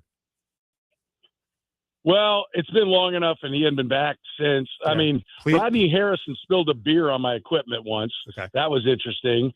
And then, but I asked Marshall Falk. I said, "I don't have to do this, Woo! That's my worst too. I will never forget it. It was like I asked him the most inane question, and he had a complete attitude like I was some hairdresser at NFL Network. That's a shot. Yeah, that one. That was. Yeah, that one didn't go too well. No. That didn't go too. You know who else? And this was awful. I'll tell you one that didn't go well. And they're told when they get there to be kind to everybody around, be kind to everybody from American Century, NBC, Caesars Harris, because those are the three big sponsors and everything. Yeah. And be kind to the fans. Don't slow down play during the tournament. But if you get a chance to sign some autographs or say hi or take a picture, please do all that. We want this to be a great event for everybody. And if you don't, you won't be invited back. Well. I think he was a one and done. We keep track of like Lawrence Taylor was a one and done. Ben Roethlisberger, for obvious reasons, was a one and done. And then a guy who has my wife actually at the hospital as an occupational therapist had his aunt as a patient, Don Cheadle. Really? Had just a sour ass attitude. And I was like, my wife actually knows your aunt. I said her name. He's like, yeah. He's like, yeah, I don't think so. I'm like, yeah, she was at, Research Medical Center, this and that. No interest. Like, yeah, no, yes, no. Yeah. So yeah, Don Cheadle was pretty bad, which is disappointing because he's a Kansas City guy. You should have Dan Patrick on. Yeah. we have reached out. Good. I'll get closer than. Well, I probably won't get closer than 50 yards. I don't know where he is, but he can pick up the phone. We'll call. I might answer. If you call the backup line. Did you have a good time in Tahoe? Is it still cool? I always have a great time in Tahoe. I don't have a great time getting to or from Tahoe. For you guys, it's not bad because it's a straight trip, but I got to go. You got everything, like all your airport stuff getting there. And then for some reason, we booked end of the day.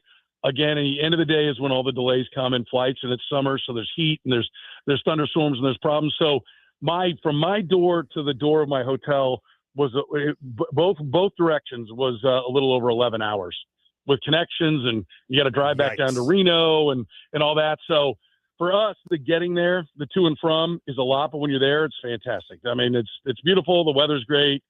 It's low key, but still a big deal.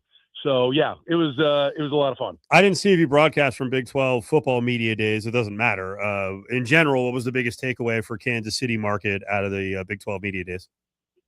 Yeah, Todd was down there. Todd Lebo was there. We had on Lance Leipold and Colin Klein, the KU and K-State coaches, ADs, and those things. I think the biggest takeaway for me was Brett Yormark got asked, obviously, first question, the commissioner of the Big 12, about where things are with Texas Tech. And he said, I appreciate the question, but this is not the time to have that discussion. This is a time to celebrate our football teams. At Big 12 Media Day, if now isn't the time at Big 12 Media Day to ask, because you've taken no questions about Brendan Sorsby and Texas Tech and now Cincinnati, by the way, being under investigation. If now is not the time, when is it? Stop calling it Big 12 Media Days, call it Big 12 Celebration Days, and just admit you're a gutless individual. You're a brand manager. You have no commissioner skills whatsoever. All you are is a glorified salesman, and of which running around wanting, rose petals thrown at your feet because you signed a deal with Monster Energy that's going to get every school a whole $1 million. There's a kid in my daughter's class who's already been offered big, scholarships to SEC schools as a long snapper. You know how much NIL they're talking about? $200,000 to $300,000. Wow. And this guy's running around excited because he's got a deal where every team in every field in every court has to put a Monster Energy logo on it, and they're all going to get collectively about $16 million. Whoop-de blanking do. By the way, two great things out of that. He asked the guy who asked a question about Texas Tech to stand up. I was like, are we going to have a fight? And secondly, did he run the Monster Energy deal by the Mormons? I don't know. Think about that one. Yeah, they're not real big on that. I mean, whatever their dirty soda is, they can do that, but I don't think they're big energy drink people. So you cut a deal that really they can't push the product. It's a little weird. Come on, Brett. Yeah, trust me. I can only imagine. I mean, we're talking about a guy who put a TV screen down as the floor for the basketball tournament this year. Oh, that's right. And managed to piss off everybody because the women said, "Oh, you're not going to put it on our tournament," which was the week before, but you're going to put it on the men's tournament. And then the men's got it and said, "Well, it sucks anyway. We don't want it." So they ended up pulling it up. So he managed to piss off both the women's tournament and the men's tournament. Soren, from also been Big 12 meetings, I saw a headline: Kansas State quarterback Avery Johnson and the curious case of his untapped potential. We heard that really when he stepped in as a starter late in his freshman season. He's been the starter ever since. Are we going to see this? Listen, Colin Klein is a kind of a rocket ship as far as being a head coach. I mean, I think as soon as he was a smart kid, he's tough as nails. When he played for K-State, he's one of the favorite players in the history of the university. He quickly, rose up to being the offensive coordinator there at K-State. Then when Texas A&M brought him down, and then the offense played well. And by the way, I think the quarterback at A&M last year was mediocre at best with his passing skills. So to be able to coordinate around his limited ability to throw the football, I think he did a fantastic job. So I think he's been a great offensive coordinator. We'll see if he can be a quality head coach. But if anybody should understand the running quarterback and how to get the most out of those skills, it would be Colin Klein. Although, except the difference is Colin Klein ran like Josh Allen, except he weighed like 30 pounds less. I mean, he was just the toughest guy out there. He ran kind of Le'Veon Bell style, like real patient and wait and then go, but all inside running. And Avery Johnson is and Colin Klein's not as big as Josh Allen, and Avery Johnson isn't near as big as Colin Klein was when he played. So you've got kind of an undersized quarterback that likes to run, that's a speed guy that you don't want to expose to too many hits because it's tough when you don't have a $50 million payroll to have quality backup quarterbacks. So I think that's going to be one of the real challenges for K-State. Listen, their schedule couldn't shape up any better. No Utah, no BYU, no Texas Tech.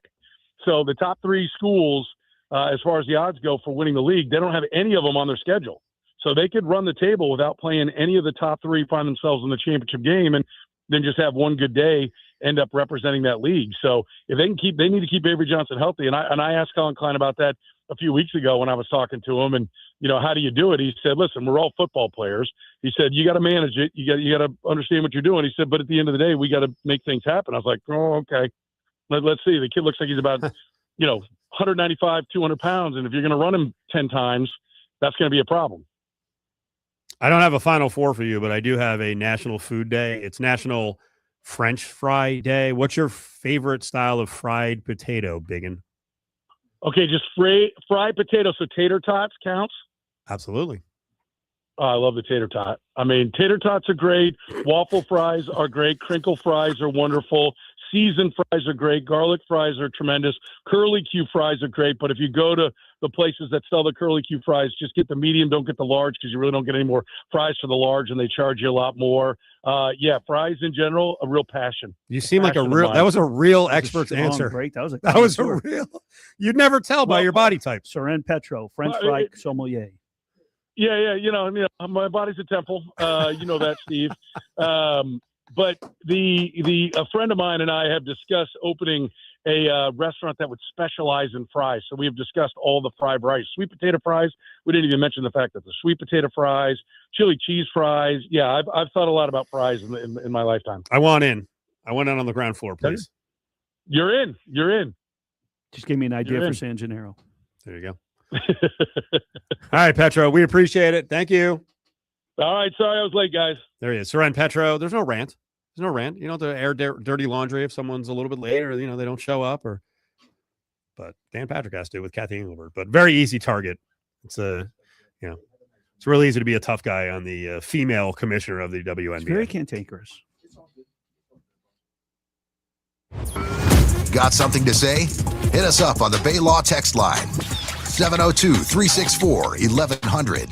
Brought to you by Bay Law Injury Attorneys. Winning is no accident. This traffic report is brought to you by Jaguar Land Rover Las Vegas. Visit us at jlrlv.com. Now through September, 24/7 lane restrictions 95 northbound and southbound Rancho to Rainbow Boulevard. HOV lanes closed. Once again, that's 24/7. This traffic report was brought to you by Jaguar Land Rover Las Vegas. Visit us at jlrlv.com. Here's your chance to own a luxury vehicle at a non-luxury price. Hi, this is Brennan, General Manager at Jaguar Land Rover Las Vegas. Come and see a variety of our certified pre-owned vehicles at Jaguar Land Rover Las Vegas or visit us online at jlrlv.com. My buddy dies. I show up to the funeral. Open casket. We're still doing that? I've never understood open casket. I don't get it.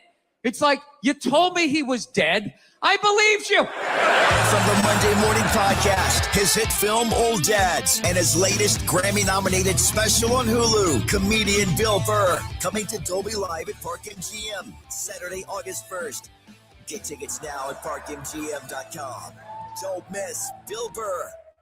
Farhan Naqvi with Naqvi Injury Law. Imagine you've been injured in an accident. Now, do you want an assembly line law firm that treats you like a number and settles early for easy money? Hell no. You want an attorney who does everything in his power to translate knowledge and experience into big bucks in your pocket.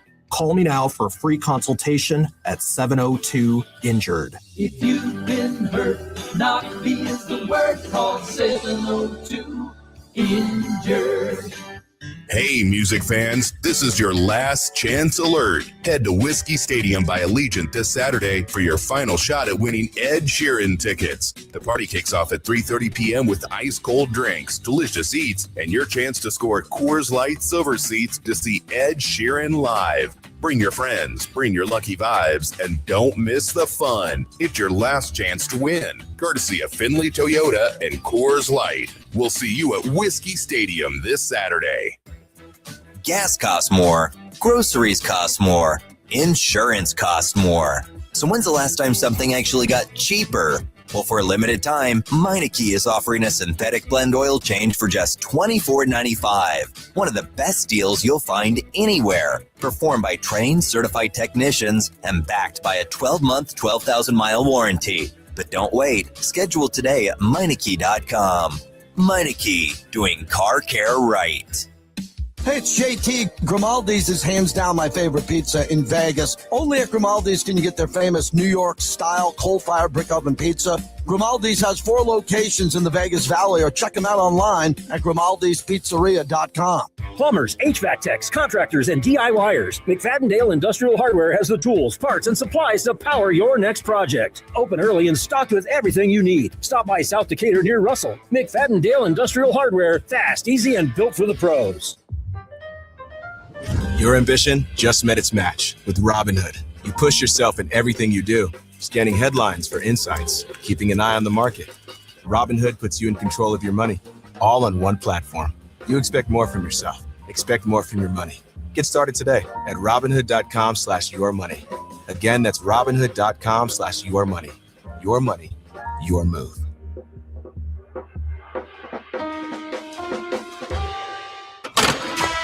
Don't miss the William Hill Radio Show, hosted by Paul Howard. Now live every Friday from 6 to 7 p.m. at the William Hill Sportsbook inside Palms Casino Resort. He'll break down all the latest betting action, including the odds, matchups, and who bettors are backing the most. After the William Hill Radio Show, make the William Hill Sportsbook at Palms Casino Resort your home for betting with live, continuous in-game wagering. Don't miss the William Hill Radio Show every Friday from 6 to 7 p.m. Must be 21. Gambling problem? Call 1-800-GAMBLER. Las Vegas, let's come together and make history. The Richard Harris Law Firm and Las Vegas Metropolitan Police Department, along with the Village, Behind the Blue, and UNLV, invite you to Back to School, bigger and better together. Join us July 30th at the Thomas & Mack Center for free backpacks, school supplies, dental exams, haircuts, and valuable community resources for the whole family. Bigger and better together, July 30th at the Thomas & Mack Center, sponsored by the Richard Harris Law Firm. Now back to Cofield and Company on ESPN Las Vegas. 5:30 on Mondays means it's time to talk UNLV football, NFL, college football, really anything else he wants to discuss. Caleb Herring is up with us, the former Rebel quarterback with Willie and Cofield. Caleb, media days are finally here, which means we are inside of 50 days until the beginning of the UNLV season. What's the top storyline for you for Mountain West Conference Football Media Day on Wednesday and Thursday? I think the top story is introducing new coaches. I think it has to be, right? Like the new programs that are going to be coming into the Mountain West, NIU, North Dakota State, UTEP. Those programs, we have a lot to learn about them. And with that, new coaching, new systems, new style of play, all of that comes with that. So I think for the Mountain West, that's going to be really the big storyline, is introducing some of the new players in at the table. I think also with the exit of what has been really the dominant team in the conference for the last 5 years is Boise State. The crown is there for the taking. And I think it's interesting, the kind of teams that are vying for that number one spot, or at least to claim the number one spot at the end of the year, kind of seeing how they interact with each other. I think more teams are truly in contention for the title this year, like coming into things. It's not like the odds-on favorite is Boise and everybody knows it and kind of feels it coming into the year. And just looking at the shots on offensive big, I think everybody sees a vacancy, and UNLV may be one of the teams in the mix to say that's ours. We've been in the championship game the last 3 years, yada, yada, yada. But with what New Mexico and Jason Eck did and what Hawaii has done over the offseason, I'm excited to see what kind of posture they come into Conference Media Day with, as potentially being one of the top dogs at the end of the year. Willie said a couple weeks ago he thinks North Dakota State can win the conference. The numbers are backed up by bettors right now, as the favorite to win the Mountain West Conference, according to William Hill, is New Mexico at plus 260. UNLV's next to plus 270. North Dakota State is inched up all the way to plus 280. I think they go off in a month or so as the favorite to win the conference. I wouldn't be surprised, especially if you're talking about from a betting perspective. Like, I think, why not take that bet, right? Like, if you're the general betting public, how it performs on the football field, we'll see. For a full season of Division I FBS football, how they last and how they hold up. But I don't think that they're going to be a pushover by any means. I do think they have a shot to win it with the style of play and the level of play that they're accustomed to playing at as a program. I don't see it as a far-fetched thing happening, right? Like, if they were to win the conference, would I be disappointed? Obviously, yes. But surprised, I don't think will be the word. I think this conference is really open for the taking. Like I was saying earlier, there's a few teams, New Mexico, Hawaii, UNLV obviously being among them, that I think legitimately coming in, just based on preseason expectations, have a shot at it. And why not throw North Dakota State in there? If they come in with the right demeanor, right attitude, and the right system, we've talked about it before, the way that they play, that's the gap between FBS and FCS is narrowed by the fact that they're not playing bully ball. It's not like they ran through FCS by being bigger, stronger than everybody. They threw the ball over the top and made explosive plays. And that can be the three-pointer for, like in basketball. Like it could be the great equalizer. And if they're able to be efficient in the passing game, who knows what they can do. And like I said, I wouldn't be surprised by it. Would I like it? Wouldn't like a newcomer coming in and winning the conference in year one when UNLV has not won it yet. So I wouldn't like it, but I wouldn't be shocked by it. I wonder how much of a storyline, Caleb, the pressure of UNLV being, frankly, in a lesser conference with some of the better programs they used to go head-to-head with out. Could they succumb to that, or can they actually twist that around and make it into a positive? I think it works more as a pressure situation, because I do think there is pressure with that. You look at the last 3 years, the body of work UNLV has had, been in the conference championship game a couple of times and just couldn't get it done over Boise State. And the expectation is, oh, well, Boise's gone. That was the only one really that had your number for these last few seasons. And you can make that argument that does put pressure on the team. Like, hey, this is the year. If you don't get it done this year, you are a phony and you're a pretender, especially with the way last year ended with New Mexico on the whole tie at the top thing and people thinking who should have got in versus who didn't. And UNLV got the ticket punched and didn't come up with the thing. So now there's definitely some pressure to finally come through with the teams that exited. So I don't see it. At least now, I don't see how you could spin it as a positive. The only thing I could say is, like, with those expectations, or because you have expectations, that legitimizes you as a program. Like, the bad teams who just have a glimmer of hope or a couple of good seasons don't necessarily generate the expectation of being a top team. It's a flash in the pan. We kind of understand it as that. But the fact that people expect you to be the top dog in the conference, expect conference championships now year after year, it seems like, I think is a good sign in that people actually think you're a legitimate top dog. It's not like they think you're a flash in the pan. So maybe that's the only positive spin I could put on it in that regard. But I think it is, without a doubt, a sense of pressure, whether they admit it or not, whether it bothers them or not throughout the season, we'll see. But I think there absolutely is pressure on what UNLV has built up to this point to perform this year. Lots of Rebel football talk, Mountain West Conference football talk coming up on Wednesday and Thursday. Cofield and Company will be live at the Palms for Mountain West Conference football media days. I saw a graphic, chances to make playoffs according to ESPN FPI, whatever that means. Top group of 5 school is Boise at 11%.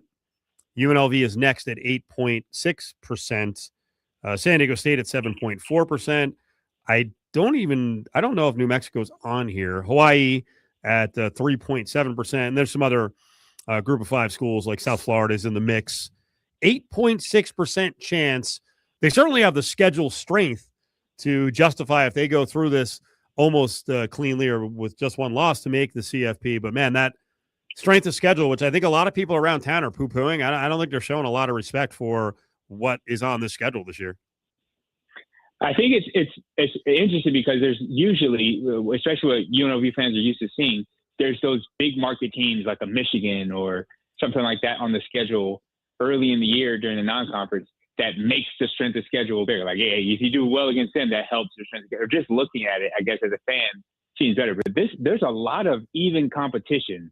It's not going to be an easy road because UNLV isn't an underdog in many of the games, if any. I haven't looked at the numbers on that, but starting out of the gate, you could start off the season with some trouble. I mean, Memphis has been a program that has kind of paralleled UNLV from the Group of 5 standpoint in its ascension to relevance and teetering on that CFP eligibility. Now, they might be a different team this year. Obviously, they've lost a lot of pieces, and we'll see what this Memphis team looks like this year. But that name alone in the Group of 5 ranks is a tough opponent to face. And then an early trip to Hawaii, and I've said this before, it would not, again, shock me if UNLV came out of the gate 0-2. I know we started off with an undefeated streak last year, but that's a tough start to a season. An unknown opponent in Memphis, really, who's new in terms of their style of play, and then a Hawaii team that has definitely been on the rise under Chang, with a quarterback returning and a lot of players returning and going back to the island. They were already a tough team to beat on the road, going up to Hawaii. Going up there early in the year, second game of the season, your team still new, first time traveling together, and it's a big trip.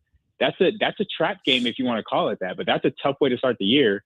So it is going to be a tough season. I think it's going to be a grind of a season. But if they come out, like you said, unblemished or with very few blemishes, I could see them having a chance at the end with the conference championship. I think they have to win the conference championship, obviously, but with the conference championship, getting that playoff spot for the Group of 5. To put the beginning of the schedule further into perspective, Memphis and UNLV. UNLV is a 3.5 point favorite in that game in the opener on August 29th. And on the road against Hawaii, they're just a 1.5 point favorite. So right out of the gates, essentially toss-up games. Let's talk recruiting. And, this doesn't have much to do with the 2026 season, but it's about building and about it would suggest how long Dan Mullen appears to be committed and staying around Las Vegas. They have had a really good recruiting summer, and amongst group of 6 schools, they rank really highly, right? Yeah, I think top 3 is where they had them, depending on which website you look at. Top 3 with the entirety of the group, number 1 in the conference with that with their recruiting class. And they've got their net cast pretty wide if you look at what the rest of the country comparatively is doing when it comes to high school recruiting. It's been almost forgotten about on the national, at least, discussion with media and all that kind of stuff, where, the 5-star, 3-star, 4-star rankings were such a big deal, it seems like 3 years ago. And now all we're talking about is the transfer portal and how you can build a roster overnight with transfers and grad transfers. But Dan Mullen, UNLV, has not forsaken the high schoolers, the young guys trying to come up and develop. And I think that's what they've been pitching. And Ed Graney had a piece with the Review Journal. We've talked to Dan Mullen, and his philosophy on those high school guys is you're trying to sell them that they can develop as players. And in this transactional age of college football, maybe you don't sell a guy on the amount of money you can make NIL, because NIL is not always going to be the strongest thing for UNLV compared to some of these other major universities. But you sell them on the fact that you got a coaching staff that is willing to and will give you an opportunity to develop your skills to help you, in the future, whether it's making it to the NFL or making it to another school, a bigger school after UNLV. I think that's kind of what you sell high school kids. And it's the blunt truth. I mean, honestly, that it sounds basic, but I think that's what Dan Mullen's selling is like, I'm a guy who can get you where you want to go.